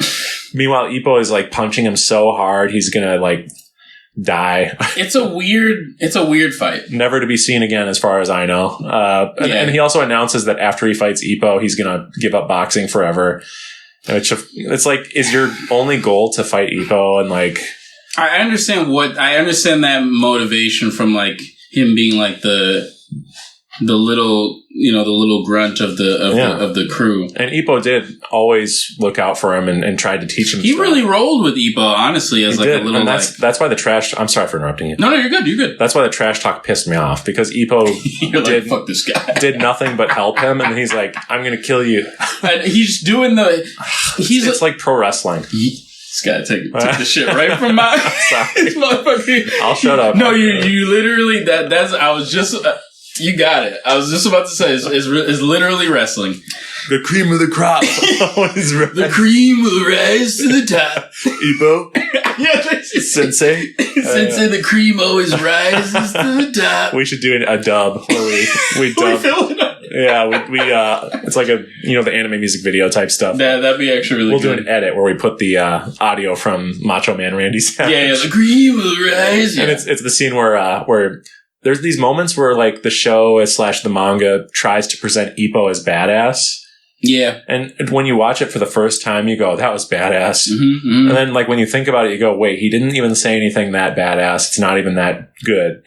And I'm talking about when they're doing like a press conference after weighing in, and Hammer Now says, "Sensei, can I call you Sensei? I just wanted to say that you've taught me everything I know, and that's I know all your weaknesses, so I'm going to take the belt." And then the reporters go, "Ippo, what do you think about that? What do you have to say about that?" And Ippo goes, and the show frames it like this is going to be badass. Here it comes. And he goes, "Well, I didn't teach him everything. I didn't teach him how to take the belt." And it's like, whoa! Mordecai and Rigby going, whoa! And when I first watched it, I fell for it. I go, this is badass. He didn't teach him how to take the belt. But as I sit with you today, and maybe it's just thinking about it outside the context of the show. Sure. But it's really not that badass. It's almost like... it's very... Yeah. It's very the toilet store called... where'd you get your clothes? From the toilet store? Toilet store? Yeah, it reminds me of that. It is very much that. You know what you also realize is that the toilet store called. I almost did it wrong for a second. The toilet store called. They're running out of you. They're running out of you, guy. What? No, I think when we run into the lead up to the Hawk Takamura fight, for me, Hawk tuah. The Hawk tuah fight. Yeah, dude, the Hawk tuah fight. At the end, Bryan Hawk spits on that thing. Go ahead, sorry. That's good. I just thought of it right now. That's good. I'm a genius. Yeah, dude, the Hawk tuah fight is good. I mean, we just watched the end of it, and I defy you to tell me that he did not spit on that thing. That's what I was trying to... He laid him out. He laid him out. No, here's the thing. So my thing with this fight is that when I first saw it, I said it was one of the greatest fights I've ever seen. Yeah. Period. Not even just the show. You told me that. Yeah, I told you that. And I got scared. You're like, oh, what? Because you're usually not the guy who gives, like, glowing, over-the-top praise. No, because I'll say that this is really good, or I'll, like, give it love, but I won't say, like, whatever. But I saw that, and I was like, yo, it's crazy. I haven't seen nothing like this. So, I mean, I've seen things close to it, but it was amazing to me. And then, so I watched it a second time, and to me, it's solidified. Mm-hmm. To me. This fight is doing so many things that I don't think the show does after it. And even before it, to be honest. Before it, too. Yeah. It's... And Takamura, man... This fight is so important because it's about building the matchup. It's like in real boxing when you want a good fight, you kind of have to have this back and forth between the two challengers. There's got to be some stakes. There's got to be some little riffraff that goes on where you're like, oh, it's personal, that type of energy. And both have reasons to be fighting. Thank you. Both have reasons to be fighting or whatever the case. There's got to be some stakes to the fight so people enjoy like what they're about to see. And that's usually good for a good boxing fight, like a real boxing fight. And this doesn't happen in New Challenger up to this point. No, and I don't... If I really think about it, there are moments where it happens in the fighting, but it's just not as, it doesn't carry as long as this one does. Yeah. We've both talked about how the build up to the Takamura versus Bryan Hawk fight is almost, I'm not going to say better than the fight itself, but it's integral to enjoying the fight. Like it just makes it's like real life. It marinates. Really marinates. It cooks. And this is Takamura is fighting to become a world champion. Yeah. And in the fighting... First time ever. And in the fighting, the series, he's been like fighting jobbers. Like, yeah, that's the thing. He's so strong that he has never faced a real challenge in the ring, even when he was only using his left, you know? That's right. And so what we're led to believe is that he's like the greatest ever. And so he's just busting people like it's a joke. Takamura's fights are like a joke. They are in the fight. Totally are. Yep. And so that's what makes this fight so interesting because like they really have to work hard to make this fight have tension in the world of Hajime no Ippo while respecting what Takamura has done prior. He fought a bear and survived and killed it. Right, and they even joke with that. I think he actually didn't kill it, but he did. He knocked it out, and then Nakoda shot it. Nakoda shot the bear. But to be fair, Takamura... it was wounded. It was wounded, and Takamura had said, get me a bear so we can eat bear soup or something. He was being tough guy, macho. He was being traditional man. Traditional man. Yeah, that's really what happened. And then his traditional toxicity. Yeah, and the old man was like, "Oh yeah, oh you're traditional. All right then. All right, I'll go get it." And then he cried tears of not joy, tears of sadness. It was a mom. Yeah, it was a mom and he had kids. What'd you do that for? Well, we're gonna have to collect the Dragon Balls, boys, to get the bear back. Then anyway. Oh man, I saw someone say that the pelt he was wearing for the fight wasn't that bear. I thought it was. It's supposed to be though. I mean, that's supposed to signify that that was the bear. Someone was saying no, it's not. They used that bear to make soup, but No, you don't use the how's bear that mutually exclusive? Yeah, you don't use the bear to make soup. You cut the meat off of the bear. I know. I agree. It's like, what the hell are they talking about? I know, but it's like a weird... when you find YouTube comments... People are trying to connect dots. Sometimes they gaslight you. They make you doubt your own reality. It's like, well, maybe they're right. Maybe you can't pelt the bear that's been used for bear soup. Yeah, no. Maybe. If it's not... No, it has to be that bear. Yeah. Let's not get hunter specific. It's just like, we assume it's the bear. Hunter x Hunter. Let's get Hunter x Hunter. Oh, the Hunter fans hate me. They're like, what? He's making a mockery of my favorite show. They punch their laptop. Yeah. I hate you, Akira Slide. No, it's Takamura. Yeah, so I think that's the beauty of this fight is that they have to build... They gotta show you why Takamura is the shit. We don't know... Takamura we know he's that guy from inference of other people saying he's a strong guy. Yeah, we know he trains hard. Yeah, he's training everybody. He's the leader of the pack. We know that he's the big dog. He's the big dog. He's the big dog. That we know he's the big dog, but we don't know he's that guy. And we don't know. We've never seen the big dog unchained. Yeah, never that. Yeah. He's never been pushed. Yeah. And so for this fight, you have to get a mirror image of yourself. I would say not necessarily a mirror image because they're very different people, but they are similar. Yeah. and yeah. Well, so one of the big things that sometimes I quibble or nitpick, and they have this 2-episode beach arc in New Challenger. Yeah. And Takamura he's on one for this arc. He's doing crazy shit. I remember, yeah. Being a freak. Yeah, being a freak. At one point, and Aoki and his partner are there. And at one point, Aoki and his partner they're having some sex on the beach, so to speak. To coin a term. A drink, if you will. Yeah, but it's literal sex on the beach. Literal. That was an unnecessary explanation. It turns into an X-rated anime. Yeah, and it does. It's very strange, and it's very strange. It is. And all the characters, by the way, acknowledge that this is strange, and they're like, what are we doing? This is very weird. We should go." Yes. And so Takamura and Kimura and what's the kid's name?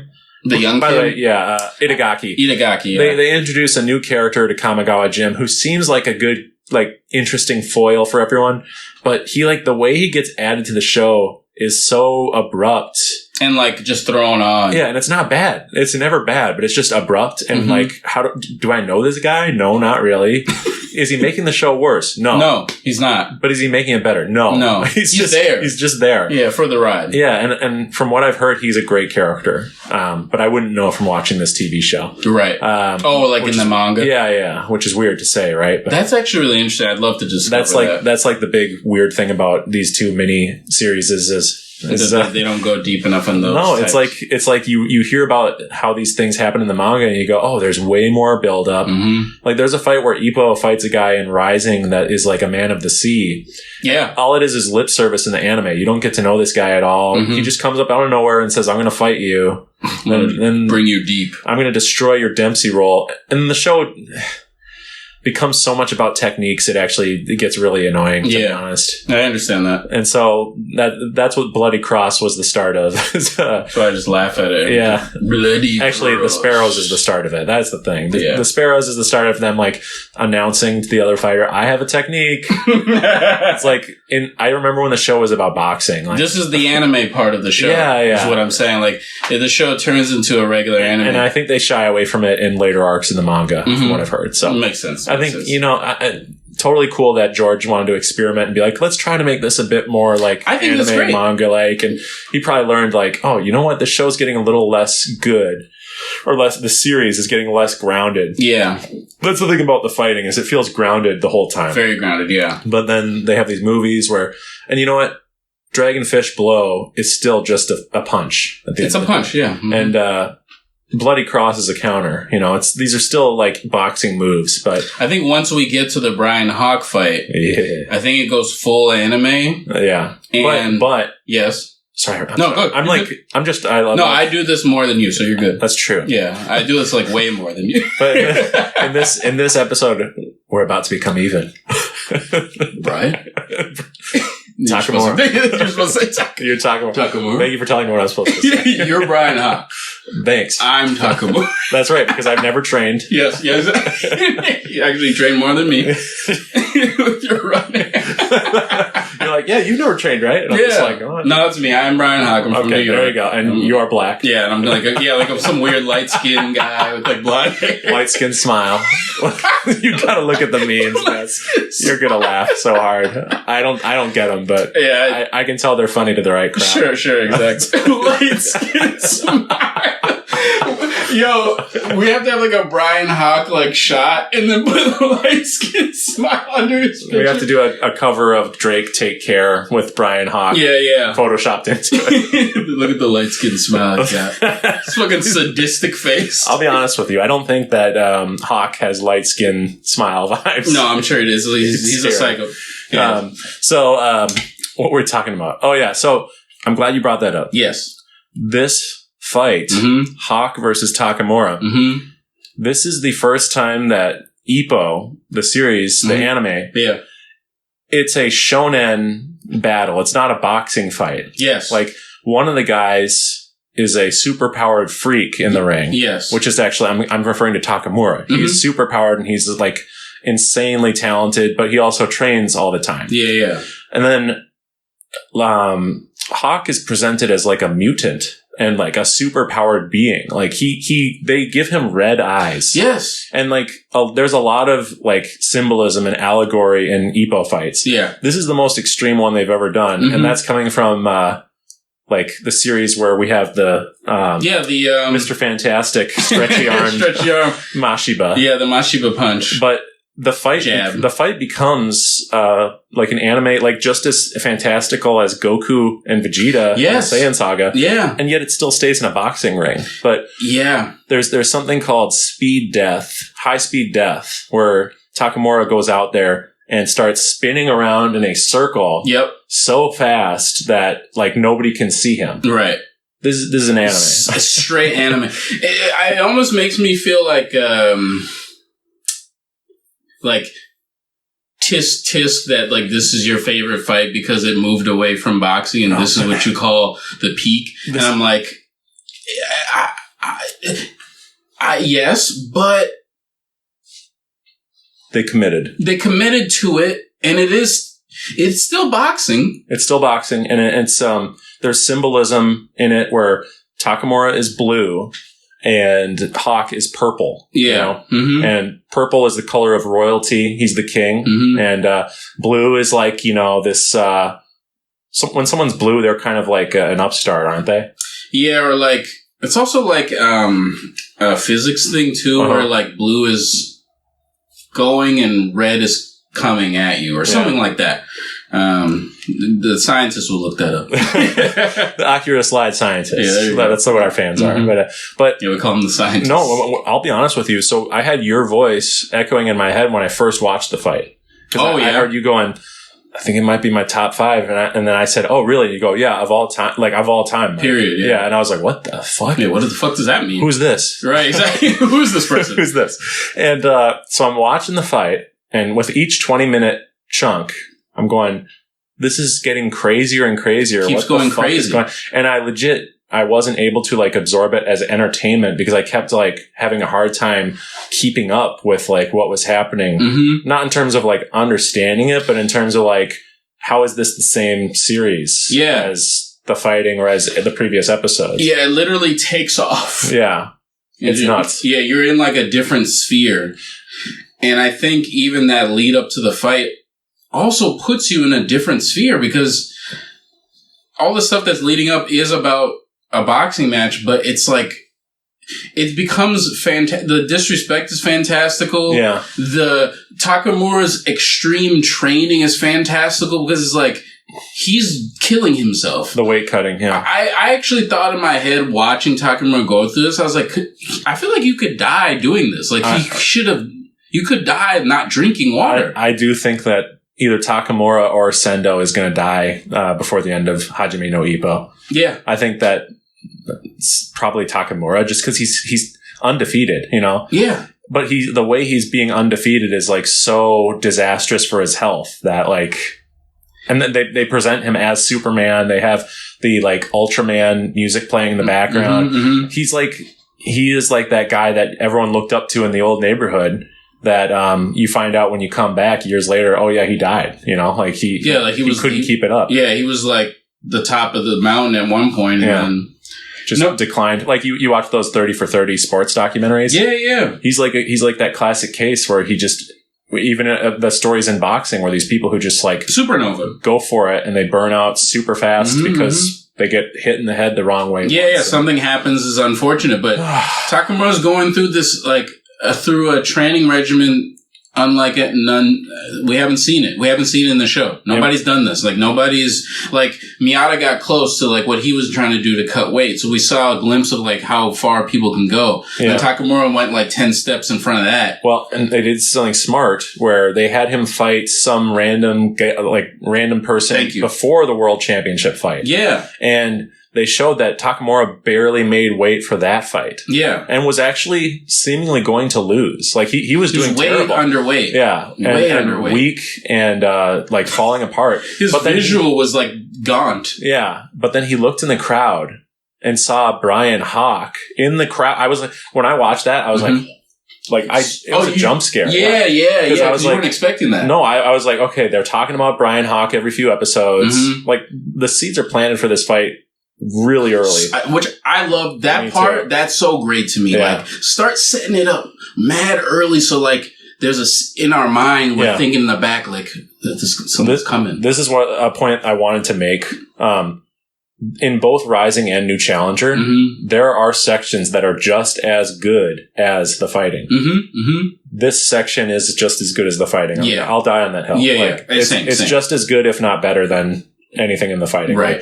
I have a top 5 favorite Ippo fights list that we'll talk about maybe after the Palooza. After Rising. Yeah. But there's in that top 5, it's not all the fighting, folks. No, it's not. In fact, it's like more not the fighting than it is the fighting. Yeah. Which is a huge accomplishment, even with all the flaws of these. So I'm saying that the creator of the show and stuff like that, they took some risks and they executed on a lot of them. You can feel based on the storyboarding and the way the budget was distributed on screen, like you know that the people who made New Challenger went, okay, the Miyata fight is pretty important. But we can't like throw everything at that. Yeah. Ippo versus Hammer now, we don't have much for that at all. Yeah, let's just do that fight and be done with it. Ippo versus some random guy before the Bryan Hawk fight. Let's just not. That's just one round. Yeah. 5 seconds. 5 second fight. It's no, that fight, before we get back to Bryan Hawk, that fight is ridiculous. Because like they present it as like Ippo's nervous about it and the coach tells him like, just fight him in your traditional style and you'll win. And so Ippo goes, okay, my style. And then he goes out, the bell rings and he immediately does a Dempsey roll with no like rhythm established or nothing and knocks the guy Well, so he punches him with the Dempsey roll, and the guy, like, he starts, like, preparing to punch down at Ippo. Yeah. But because Ippo hit his chin a certain way, the guy wobbles, misses, and then Ippo hits him like crazy, and then he's done. Yeah. In, like, a minute. And it's the most unsatisfying fight in Hajime no Ippo history. It's so bad. It's because there's this, this trope about, not trope, but there's this thing where it's like, once you have the belt, like, where do you go? Yeah. And so Ippo, the new Challenger series is about Ippo kind of struggling with being on top. Yeah. And maintaining focus on top. Mind you, we haven't even talked about Ricardo. Yeah, Ricardo's the world there. Champion featherweight. And we can't talk about everything, but the fight between him and Date I think it's great too. Yeah. Really, I love Date as a character. New Challenger starts out great. It starts out really great because I rewatched most of it. And it only gets bad after the Date and Ricardo fight because then they do a lot of like montages and skipping rounds. They're in a hurry to get to Bryan Hawk. Yeah, right. And there's like the scene after. This is actually before the section I just talked about, but it's when they saw Miyata fight Arnie Gregory. Everyone's walking home and they're saying, "I'm so pumped! I can't wait to get in the ring." And then Takamura says, "You guys think you're pumped? You guys don't even have a match. I have a match coming up." And then it shows like a montage where it shows like 10 seconds of Takamura's next fight. And then he's in contention to fight like not the world champion, but the one before it. Right. Anyway. Lead up guy. But so they took an entire fight and just made it like 5 seconds. And it's just so lame. This is Ippo's thing. It's just, like I said, he's a background in this. Well, I'm talking about Takamura though. They had him. They gave. Oh, you're talking about that fight that was that last. You talking about the fight when Bryan Hawk was in the crowd? No. I've jumped all over the shop. No, it was after Miyata versus Gregory. Oh, sure. They're walking home after the Miyata fight, and then like Takamura says, you small fry are getting all excited, but I'm the one who has to fight next. That's right. Then it literally switches to his next fight, and it lasts like 10 seconds. And then it says, "Well, Takamura won. You won, guys." And then it goes to a newspaper showing like Ricardo. It's like, this is the featherweight world champion. Which is like, it's amazing that, I guess as a little side note, I don't think the anime doesn't really talk about Ricardo a lot. And I think he's more of a manga villain. They can't really. They don't have a chance to talk about him because he only appears briefly. No, I mean, from what I've read, like they do butcher. Oh, really? Like build up to events, like the build up to Ippo fighting the Man of the Sea. And sure. I'm sure the build up to Ricardo versus Date lets you get to know Ricardo a bit more. Right. Granted, he's supposed to be mysterious. Okay, so okay. But and I think he only has like a couple lines of dialogue. But yeah, we just don't know. It's the same as Itagaki. We just don't know this beautiful Hispanic man. Hispanic man. Yeah, but he's not ambiguous. Jallah is still pissed about this. Like, what the fuck is Bryan Hawk? What are you? Well, listen. What are you? He's an anime character, and that's it. He has glowing red eyes. He becomes purple, and he literally is. What are you? An anime character, and so is Takamura. So that's how they're the same. That's great. Yeah, but Takamura sexually assaults Aoki's girlfriend. We jumped away from there somehow.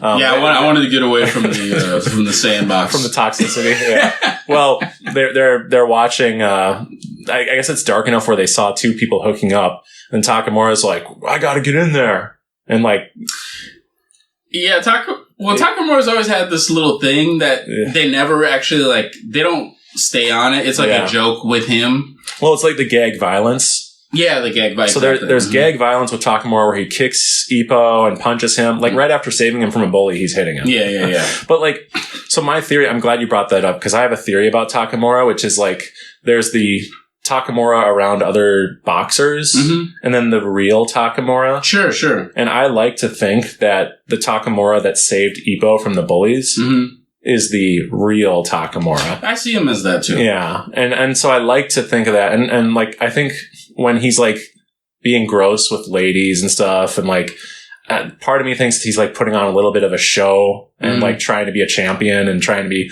cool and braggadocious, but it's not meant to be like the Bryan Hawk stuff where he's like, I have to have sex with a woman right now or I'm gonna kill somebody. Like, that's meant to be scary. Yes. You know?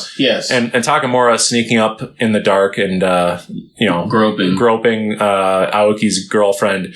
It's presented as like, ooh, he got carried away. Yeah. And I think the scene would be better if like Aoki and her thought that like it was some random person and they were like it was consensual. Sure.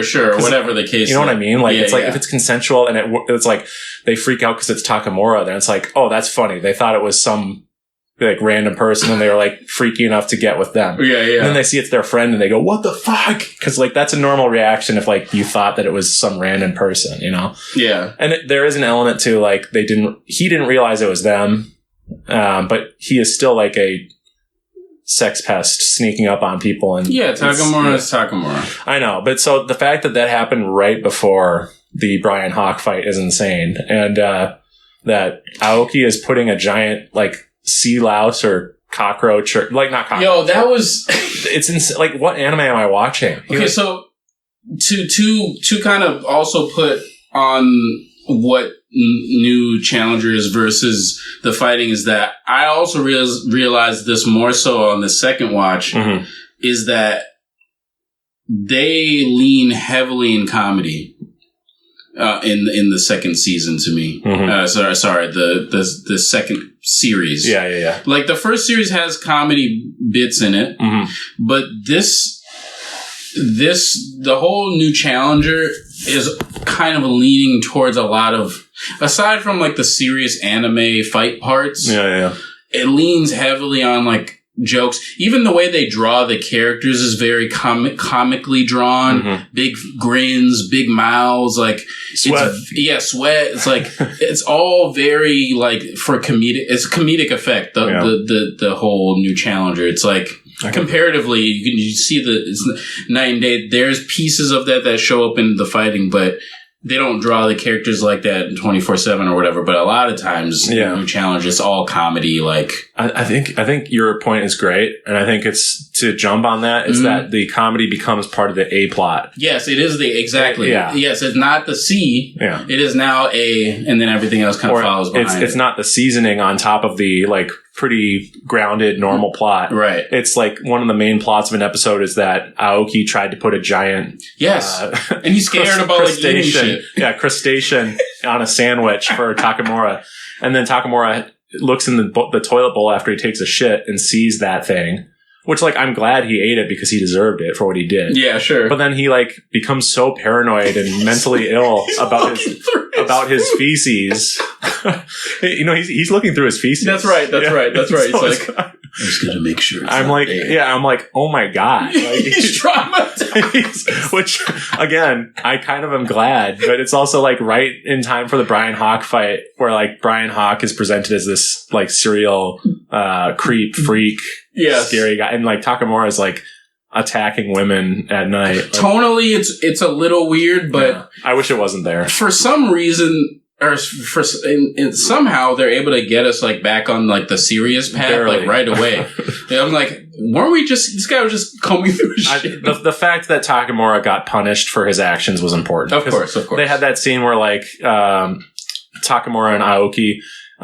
Like Aoki gave him the sandwich that had the bug in it, and then Takamura split it in half and was like, "Here, you have half." Yeah. You have you. And you couldn't tell like if he got punished or not. Yeah. He ate it, tasted good, and you're like, "Oh man, Aoki might have eaten the bug. That sucks." He might have eaten the bug. We're trying to figure out about it. Yeah. Anyway, that was a whole aside, but Bryan Hawk versus Takamura.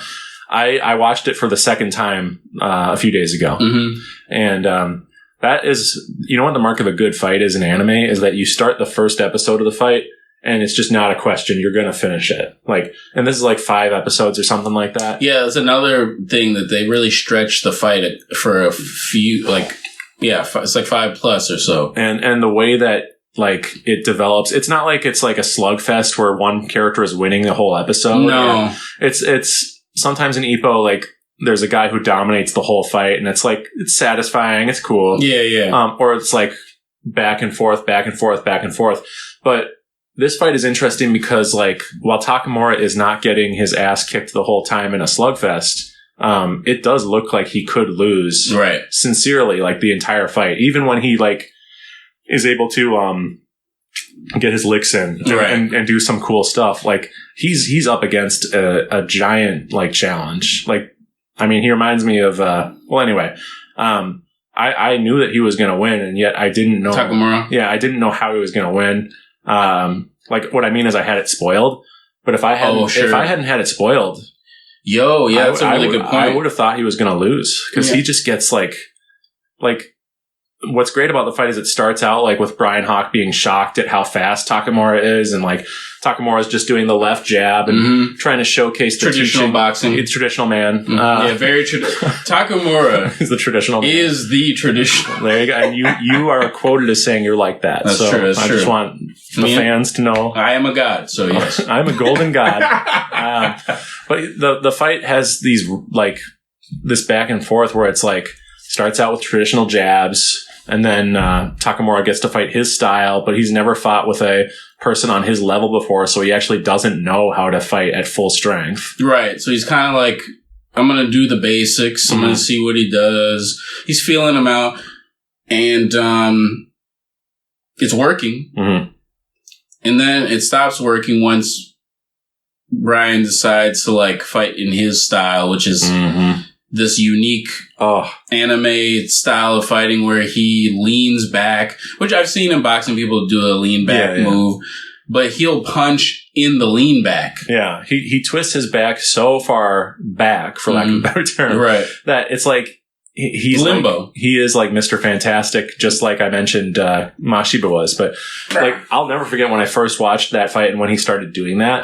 You feel like you're watching something that is wrong, like that is not. It's like the thing that should not be. Yeah, and I think in the fight, they're actually also coming to that realization. Like, what? Oh, all of the gym friends in the crowd, they're like, "What the hell?" He's punching from like How did he do that? Yeah, an unprecedented angle. From that angle. Yeah. The first time he does it, he's grabbing onto the ropes and he's backed into the corner by Takamura, and it's like it looks like Takamura is about to destroy him, and he goes. he does like a weird bird screech too. He does a weird screech. And his trainer, talks about how Takamura is like the ideal boxer. Yep. Is using perfect form. Yep. And he says, I hate to say it as his trainer, but what Hawk does is not boxing. It's just violent. But here's the thing. It's so true because like I'm actually in my mind thinking of that fight if it was in real life. It would be like a maniac. You're watching a guy who's a traditional boxer. He's moving his feet. Yeah. He's throwing his jab. He's punching. And then this guy comes and grabs the rope and just leans back and punches him. And then the whole time he's on his furies of fights, he's leaned back punching him. Like, and hitting him. He's not just swinging his arms, but he's making contact, powerful punches in this weird... Yeah. It almost looked like, I guess in real life, it would look like a clown fight. Like, what the hell is this guy doing in the ring, like, swinging like that? Yeah. But the show, the way they make it more anime style and crazy is that, like, it's scary that he's doing this stuff so accurately and well. And he's hurting Takamura while he's doing this ridiculous thing. Literally the first contact that he gets with that punch, Takamura immediately is spitting out blood. Yeah. And that's never happened in Hajime no Ippo before. Yeah. And it's crazy. He's not used to being touched like that. All right. Sorry if there's an awkward edit. I trapped Jallah and his family in their home. We're stuck here now. You ever had a snowstorm that blocked your car? Or your doorway? Yeah. I just said, listen, guys, we're going to have a nice summer fun day. With the whole family. We're going to the water park, damn it. Go to the water park. Funny enough, we're actually doing that very soon. Not a water park, but more of a splash pad, if you will. I've been a Valley Fair fan, and this is usually beginning of episode talk, but My recommendation is if you have an amusement park near you, go when it's like rained all day, but you know that the rain is pretty much done. Yep. Because then what happens is the rats... they scurry. And so it's just you theme park fans. You know, I'm a real theme park fan, unlike these rats. These little rats, these little scurrying fiends that run around. And these little children. And you know, it's not socially acceptable for me to use my weight and say, "Get out of here." Yeah, it's my turn. I want to ride Wild Thing again. But no joke. I've never had an experience like this. I went to Valley Fair and there were no lines for any roller coaster. Yeah, which is so cool. Yeah, and it's like it's a big park too. Yeah, it's a big park, and only one ride was closed for the day when we were there. Interesting. It was like 6 p.m. Okay. Well, we got there at like 4:30 or something. But gotcha. Anyway. So fun. So if it's raining, the first thing you should think of is, can I go on a roller coaster? Can I theme park it? Can I theme? Can I theme a little bit? Can I do a little theme music? Yeah. I will say that Ippo, for the most part, doesn't have musical themes that are attached to characters, and that's the other thing. I think that's a shame that most anime don't seem to have like character-centric themes. They should, because I think it just helps encapsulate like that character as like an entire, you know, being. I guess what I'm trying to say is like it makes a character complete. I feel like when it has all these pieces that come together. Yeah. But yeah. So to get back to Bryan Hawk versus Takamura, a very Western way to frame this fight would be good versus evil. And I think when you first watch the fight, you might think that it's a good versus evil fight, but truthfully, it's actually a battle of ideals, but not good versus evil. It's hard work versus talent. Yep.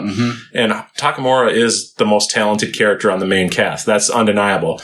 But he also works potentially harder than anyone on the main cast.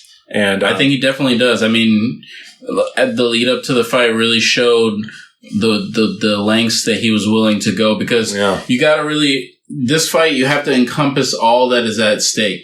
You have to encompass, it's his first championship match. World championship match, excuse me. It's... You're excused. When you say, I look at Takamura's face. Jallah has the Ippo characters as his desktop, and I was looking at Takamura's face when I said you're excused. Don't let it happen again, okay, little guy? Yeah, with Mr. Kamogawa. But so he's going into the first championship, right? His trainer or the trainer, or his second, exactly, which is even more important. This is not a fight. This is not just a fight for Takamura. This is a fight for. That's why this is a big fight. It's not just about Takamura being a champion. Yeah. If that's all this was, then it's just another fight in the Ippo verse. You know what I'm saying? He could have lost. And he could have lost. It doesn't matter. It doesn't matter that much. Yeah, he'll try again. Yeah, exactly. Try again. You get way more opportunities. Yeah. But this is a fight that's about Japan. Really. Yeah, it is. Yeah. Takamura is the personification of Japan in this fight. He's the personification of traditional fight boxing. Funny enough, coming from a person who's a slugger, he comes from the streets as well. As you know, Bryan Hawk's whole thing is like, oh, I'm from New York and I had to run against thugs and I fought through that and it turned me into an animal, basically. Yeah, people held a gun to him and he survived. Yeah, he survived and he's beating people up. And Takamura has a similar street upbringing, but was then taken under the wing of a brilliant, boxing coach and taught the right way to fight. Harness that energy that you have as a fighter, as a boxer, or excuse me, as somebody who likes to fight in the street, and we're going to refocus it into the boxing. I'm going to show you how to actually use your left. I'm going to show you how to train. I'm going to show you how to push yourself to the point where you think you can't go anymore and you go more. These are all things that are instilled in them. And then, Mr. Kanagawa talks about how all that you've learned is in your fists. It's all there. Mm-hmm. Everything it's in your muscles. Like all the stuff that we talked about and we learned about, it's there. So it's about keeping those ideals. It's about the championship. It's about Japan being respected in the fighting scene. Mm-hmm. It's about togetherness. So it's about him and his friends, like supporting him. Needing the support of others in order to succeed. It's not just on your own back. Yeah. So there's a lot going into this fight. There's a lot. Mm-hmm. I got emotional actually during the part where like they were crying. In the crowd about Takamura. Like something was going on with Takamura during the fight. I can't. Where they were pissed about it. He could only last 5 rounds at his full strength because he cut weight so much that he calculated, because this shows how smart he is. Fucking love it. He realized I can probably only go 5 rounds. Like I can go 5 full out. Like at my max, I'm going 5 rounds, and I should be able to win at my max 5 rounds. It shouldn't last long. That's why in the 5th round he's saying he lifted his arms up and said, "I'm going to win." Yeah, screams. Everybody screams. But he says to Kamigawa, "Well, that's that. Like, that's it, I guess." That's all I got. And that's not like Takamura at all. No. He just smiles and is like, "Yeah, I think this is probably it." Yeah, like, holy shit. Yeah, it's crazy. And then he's like, "I guess I'll just figure it out." Yeah. Like, he's not even sweating anymore. No. He's out of water. Yeah, it's incredible. And then, but I'm sorry, but I know what you're talking about, which is the music turns into this beautiful, like harmonica filled, sad. I think there's a little bit of banjo or something. Yeah, something. But it's like the most heartbreaking music, as like Nakota says, like when I think about how hard he trained, and he never complained once, did he? Like, he just pushed himself. Can any of you do that? Can any of you? And even now, seeing him stand so proudly as a man, like my eyes fill with tears. Yes, that was it. That was it right And the music is perfect for it. And it's such a heartbreaking moment. Yeah, man. That was some real shit, man. Yeah. That's what being a man is about. Yeah, that was real when that was, what's his name again? Nakota. When Nakota was doing that, had that speech for him. And he knows. Yeah, and he knows. That's the beauty of the whole thing. Like watching it the second time, you're like, yo, these guys, they know for real. They've been through this. So that was the fight means a lot because they're just doing so many things in this fight that haven't been done in the show. And that's why I think it would be a great movie. Yeah, it's really a great movie. It's iconic. Yeah, it's just, yeah, man. The movie would probably have to be kind of long, though, I guess. 2 hours. Yeah. Because think about it. Each episode is 20 minutes. And that's you could cut out some of the other episodes. The build-up could be about like 20 to 30 minutes in total. And, rather than dragging it through the kind of seeding it through the beginning. And Takamura already had the flashback episode to his start in episode 76 of the fighting. Right. You could do a brief intro to the movie showing him practice his lefts and I think it could be great. But what's done is done. They did the best with what they could. And we actually got to see it anyway. Yeah. And so, we got to see it along with Ippo versus Hammer Now and Ippo versus Random Guy. Random man. Who he destroys just by doing the Dempsey roll out of nowhere. Right. It's like a parody of when he did the Dempsey roll at the start of Sendo 2, his second time fighting Sendo. Where I remember I watched that and I was like, holy fuck, he's starting out with a Dempsey roll? Yeah. This fucking rules. Yeah. Because they made it seem like this jaw-dropping, like, unexpected thing. But when he does it to this guy, it's like everything wrong with the post-championship Ippo fights. Because he becomes obsessed with the Dempsey roll. Yeah, like it becomes... He's like a new kid discovered a new toy, and he's like, I gotta show everyone. I gotta show him. It's because he still doesn't have the like heart of a champion. He doesn't have the heart of the champion. I think he's too young. Yeah, he became champion before he was emotionally ready to. That's my opinion. Yeah. He hasn't built up his like self-worth yet to match the belt. Yeah. And, so he believes that it's the Dempsey roll and the old style of boxing's fault, or rather, that's why he became champion. Right. So when people start challenging the Dempsey role, his technique, which isn't even his. Right.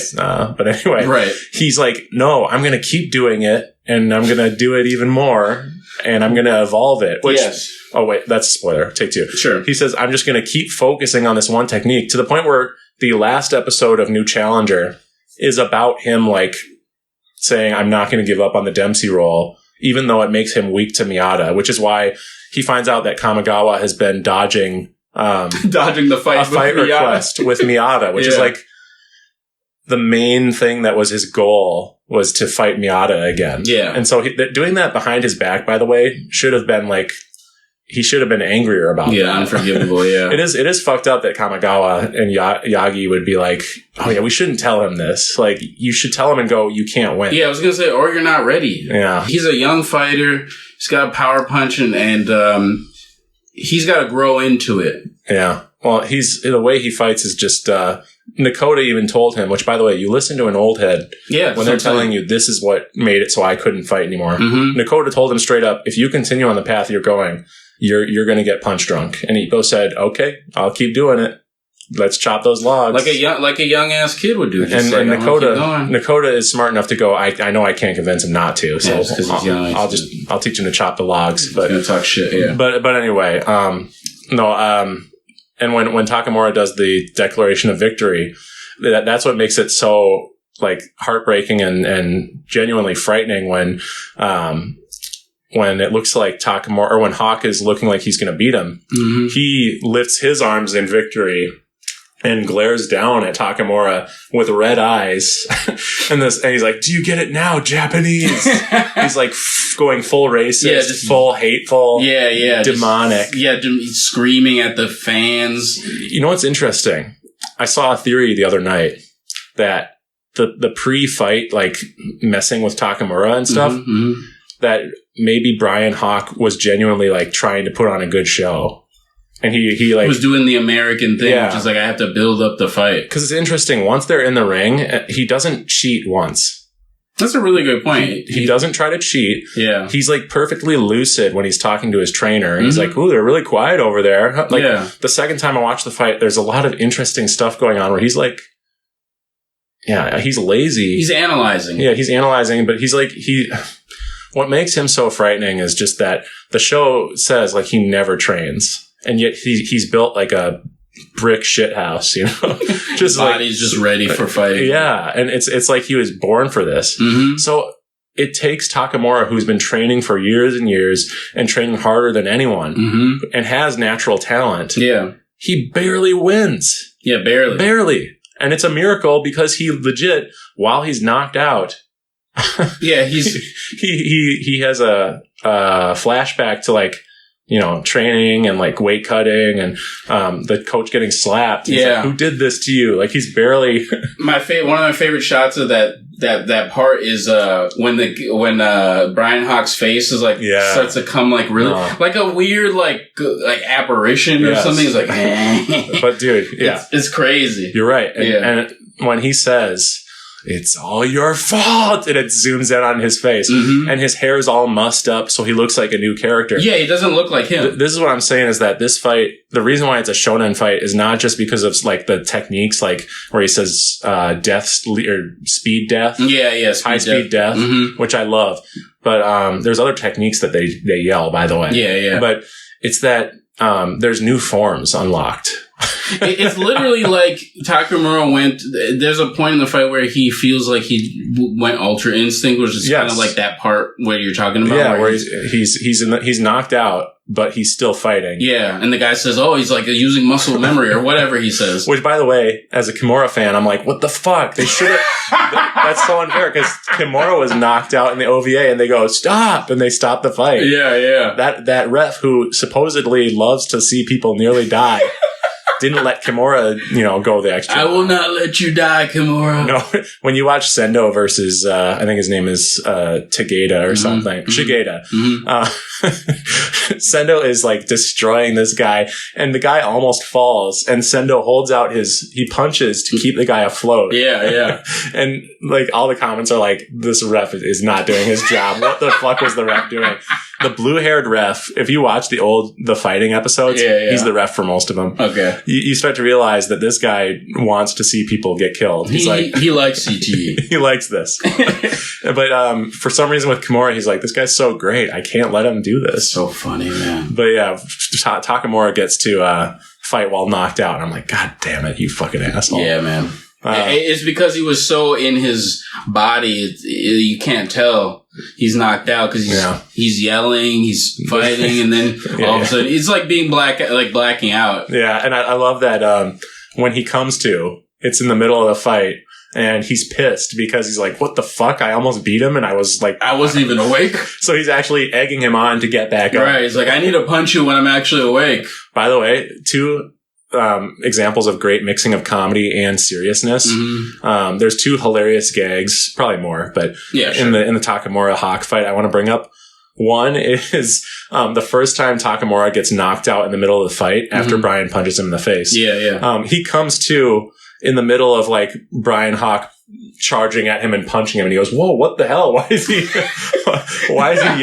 like trying to punch me?" He's like, he doesn't realize he's in a fight for a second. It's so realistic. That's the thing I love. Like they'll always keep it like, the creators are able to get into the head of like that boxing head and being like, well, they would wake up and be like, what the hell, like disoriented. They wouldn't realize they're in a boxing fight for a second. Right, like what's going on? Who is he? What the fuck's going on? Right. There's a scene where like he's in the corner and Bryan Hawk's like licking, like in his face, like licking, like, and he's like, what the fuck? Oh. And he gets pissed. And then once he realizes what's happening, and then he gets pissed. He's like, what the fuck? He's like, no, the round's over. Well, it's scary because Hawk is charging at him full speed and then the bell rings. And so you don't know if Hawk's like trying to hit him after the bell. And the ref legit is like holding him. Yeah. And so, he's towering over him, grabbing the rope. The ropes and towering over him and sticking his tongue out. I can't lie. Trying to fight somebody like that would be very intimidating. Yeah. Like, and this is the thing, man, about Takamura, to try to close on just this fight in general, is that he was ready for it. Moreover, Mr. Kamigawa was ready for it. They kept making this joke like, the other coach kept making this like these but to himself, but making these sly comments about your second is incompetent, he's not good, and then Kamigawa was also downing himself, saying, I didn't prepare, I'm not great, like he says I didn't prepare him enough for this. He's not going to be a champion because of me, like. He's really beating himself up in this fight. And the other second says, your curse was that you were born in Japan on an island nation where you couldn't fight people at the world champion level. Yeah, high level. That other coach, by the way, he always has one eye closed. Mm-hmm. Great character design. Yeah, really good. Really great, morally gray character. Yeah, very anime, by the way. Very anime. Yeah. Before you continue, I want to say my other favorite gag. Sure. I said two and I only said one. Good point. My second favorite, and it comes out of nowhere, and it doesn't ruin the tension, but it comes out of nowhere, which is they're going off to their sides, and Takamura is so like fucked up in his head, and blind probably, that he goes over to the second for Hawk. Yeah. And Hawk, rather than like getting mad at him, Hawk grabs his shoulder and just like moves him the other way. Pushes him the other that way, man. Like annoyed. Yeah. It's like, dude, you're going to my second. And Hawk's coach looks at him with genuine concern. He's like, which also proves the point that Bryan Hawk is like not some like he's not like just like a comically like they're not giving him enough credit as like he knows what's going. This is a boxing. He knows that he's lucid until the end, right? Because in the last round he does say, "Well, this is all out of fear now." Yeah. So everything after that is like, "Oh, I'm gonna lose. If I lose, I'm back in the streets," which is like some real shit. Yeah. But like he's really like, if it's over, it's gonna be over, and like people are gonna turn their back on me. Nobody's gonna respect me no more. Right. Like so, he's like. Now it's all just like fight or flight. Yeah, you're right. He turns it on. Yeah. So different type of panic than different type of similar, actually very similar panic to what Mashiba had. Oh yeah, against my friend. Yeah, against your friend, but very similar actually. Very similar. It's just that one ended up on top and the other one didn't. One was fighting for for like a good reason or a valid reason. Yeah. Like one had heart. Like Mashiba, say what you will about him, he does have heart and he cares about his sister. Yeah, he does. And Bryan only cares about himself. Right. It's about him not being respected. It's about him and his pleasures. Well, never forget that they say, it's a damn shame if you had actually trained, you would have been able to handle the psychological shock of when you start losing. Yes. Whereas Takamura trained day in and day out. He can handle when he's losing and he can come back. Yes, his mind is not broken by the fight. Yes. Yeah, he's so fragile mentally because he's never had to feel like he's losing. Right. He already lost the moment he started to doubt himself. Yep. That was the thing, is like the show will show you like, oh, Bryan already lost because this mind state. Like the only thing that's going to lose this fight for Takamura is if Takamura gives up. The most satisfying moment in anime history, potentially, is when, after Hawk had announced to his second, that license to kill you gave me, because he had a misunderstanding that he was given a license to kill by his coach. Yes. If he got in the ring. Right. He says, that license to kill you gave me, I'm going to use it. He's dead. And like the coach should have stopped the fight there, by the way. Like the fact that he didn't shows he's a coward and a loser. I want to see him do it. He's like, I kind of want to see this. And also if he wins, then I could get money. Yeah, exactly. But the show doesn't paint him as a villain. No. They kind of should, because he like took this maniac he found on the streets of New York and it's a sick experiment, really. It is, yeah. He's a dangerous, morally gray, potentially morally bankrupt person. Right. But so Hawk just announced he was going to kill Takamura. Mm-hmm. No joke. Yeah. And Takamura, in his fugue state, says it's all your fault. And he's not just punching the mitt. He's not just doing his jabs anymore. No. He's slamming into this guy who's been tormenting him for episodes, and like he slaps his coach. That's the thing. He mocks his citizenship. Mm-hmm. He like embarrasses women of Japan too. And that's the other thing. Yeah, that got really weird. But, yeah. And so you start to see that these are not just like boxing hits. That Hawk's face is becoming distorted. He's like, his eyes are about to pop out of his skull. Yeah. And he says in an internal monologue, he says, he's not just trying to box. He's trying to kill me. He's trying to kill me. And he's panicking. And he's so scared. His realization. Yeah. Wait, he's trying to kill me? And when he goes back to his corner, he's like, what the fuck? He was trying to kill me. Like nobody else.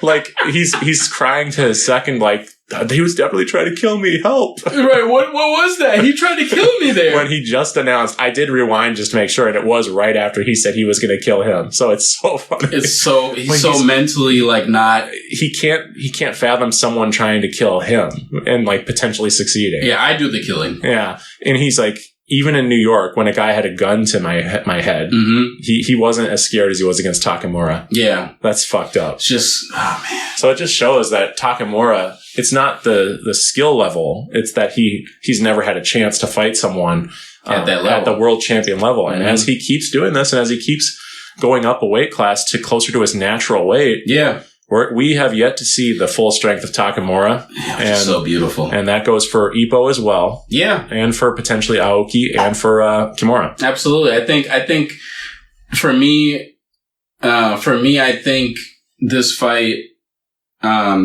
is one of my favorite, like I told you before, one of my favorite anime fights, period. Mine too.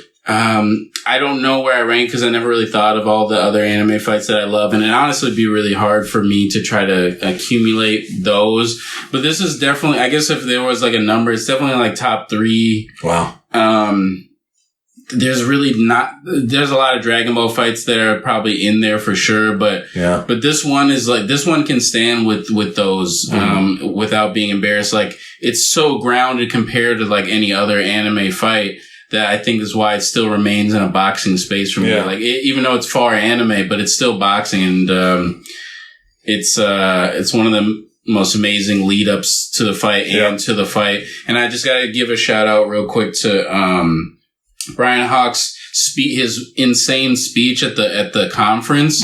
Probably one of the insane greatest like villain speeches that I've ever seen. Yeah, where he announces that he is going to have sex with all the Japanese women, so there can be a bunch of Bryan Hawks. Yeah, wait 20 years. Like, that would, like, he was talking crazy. Yeah, it's scary when he first like is disrespectful in front of everybody because he hangs out backstage after the fight where Takamura saw him, and he actually beat the guy who was losing against, like out of sheer rage at Bryan Hawk showing up to the fight. Yeah. And punches him outside of the ring, one of his greatest feats. Right. But he's hanging out backstage, and everyone thinks that it's kind of friendly and like, you know, everything's kind of chill, maybe some trash talk.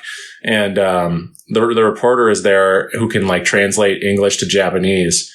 And he says like, oh, like, Bryan Hawk whispers something to him and he's like, do I have to say this?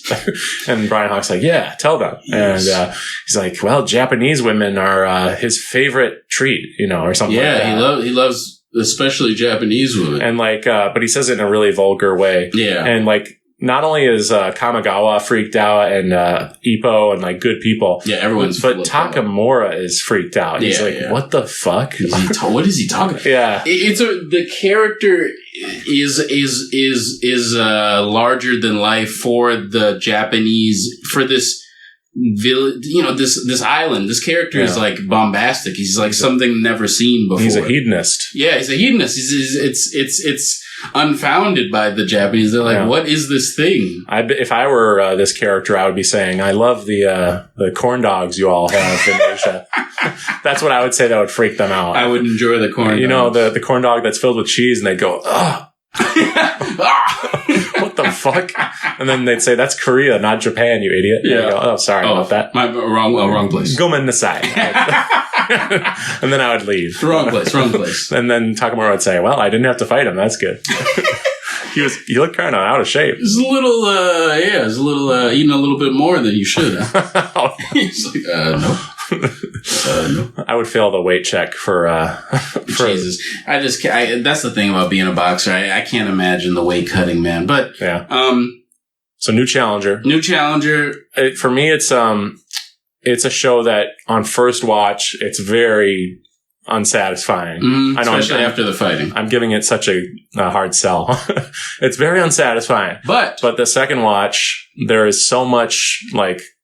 There's so much gold in here that you just have to get through. You have to get used to the new rhythm, you know? Yes, you get used to the new rhythm, used to the new, you know, ingredients that they're using for this series. Yeah. Like we mentioned, the comedy is heavy. There's not as much like build up to fights except for the Bryan Hawk fight. Exception to the rule. Yep. And really the season is about, or I should say the series is more about Ippo's friends than him. Right. And, I would give it, if I were to give it a rating, and let's say that the fighting is like a 9.5, then I would give this a 7. You know, I think that's fair. Yeah, I would probably give it 7, maybe like a 7.5 or something. I think 7.5 probably. If I'm like being honest and thinking about Bryan Hawk and Miyata, those two different fights. That really boosts up that number. I would say for any anime fan, fighting fan, I think it's a must. The Bryan Hawk Takamura fight is a must watch. Definitely. And unfortunately, it's not a smooth thing where like you can say it starts on this episode. That gives you the full context. You have to watch like basically the last back half of the season, because they start to sprinkle in some of that stuff. The lead up sprinkles in earlier. Yeah. It's toward the end though. It's still in that like 18, 19. I think it's like right before the beach episode is the first mention of Hawk. Yeah. So you could start there, or you could even skip that part maybe and get to the part where, you know, if you want to just see the fight, sure. Yeah. You get into the 20s, But I think it's like 19. Yeah, 19 and up. Yes. But, if you want to see the lead up to it, I think it really makes the fight magnanimous. You have to. Yeah, I think I would love to make a fan edit for like just the Bryan Hawk material. Oh yeah, that'd be interesting to try to do, honestly. My little dream movie. Yeah, that'd be fun. No, but I would say that the season, or sorry, take 2. New challenger, while I gave that a 7.5, the Bryan Hawk versus Takamura fight, I give that a 10. I think there's no notes, and I think it's so great that even though I have issues with New Challenger, that I can point to a giant section of the TV show and say this is just as good as it's ever been. Yeah. And it's mandatory viewing. Like, it's mandatory viewing. And same for something that happens in Rising, which we'll talk about in 2 weeks on the Ippo-Pa-Looza Ippo finale. I couldn't figure out what to say next. Oh, sure, you're good. We will be. I was trying to do a pun. Oh, a pun. But I couldn't think of a way. The Ippo season finale. The Aoki finale. Yeah, there you go. I don't want to use any. All my puns were like spoilers. Yeah, you're not going to want to look away. Yeah, there you go. That doesn't count. There you go. Waylon's not listening anymore. He's gone. He's gone now. He's like, God, you guys are wrong about the Hammer Now fight. He likes that fight. Yeah. Oh, he does. Yeah. Yeah. It's great. We'll talk to him on the Patreon. Patreon video. The Patreon video. Thank you for listening. Make sure to leave comments telling us how you feel about what we said about Hajime no Ippo, or perhaps about Whine About It. Yeah. Or perhaps about some of the other shit we talked about today. Yeah. Congratulate me on my move. Congratulations. And I will be populating Minnesota with a lot of different mini Michael D. Rowlands. Yep. 20 years. 20 years from now. And this is where the listeners boo and throw stuff at me. But Jallah, thank you for joining me in my home. Yeah. Thank you for borrowing my space. Of course. Of course. And I'll be staying here because what I didn't tell you is I'm moving here. Okay. Oh, wait. So the other thing was like a bait and switch. Yeah. Okay. I was talking to your your wife was like, you can live down in the basement if you want. In Mike's office that he never uses. That's my domain. Except he's always there. And as long as I'm not a character on Jujutsu Kaisen, there will be no domain expansion. You can trust me. Thank you. Good. Thank you. But until next week. Let's slide on out. Slide on out of here.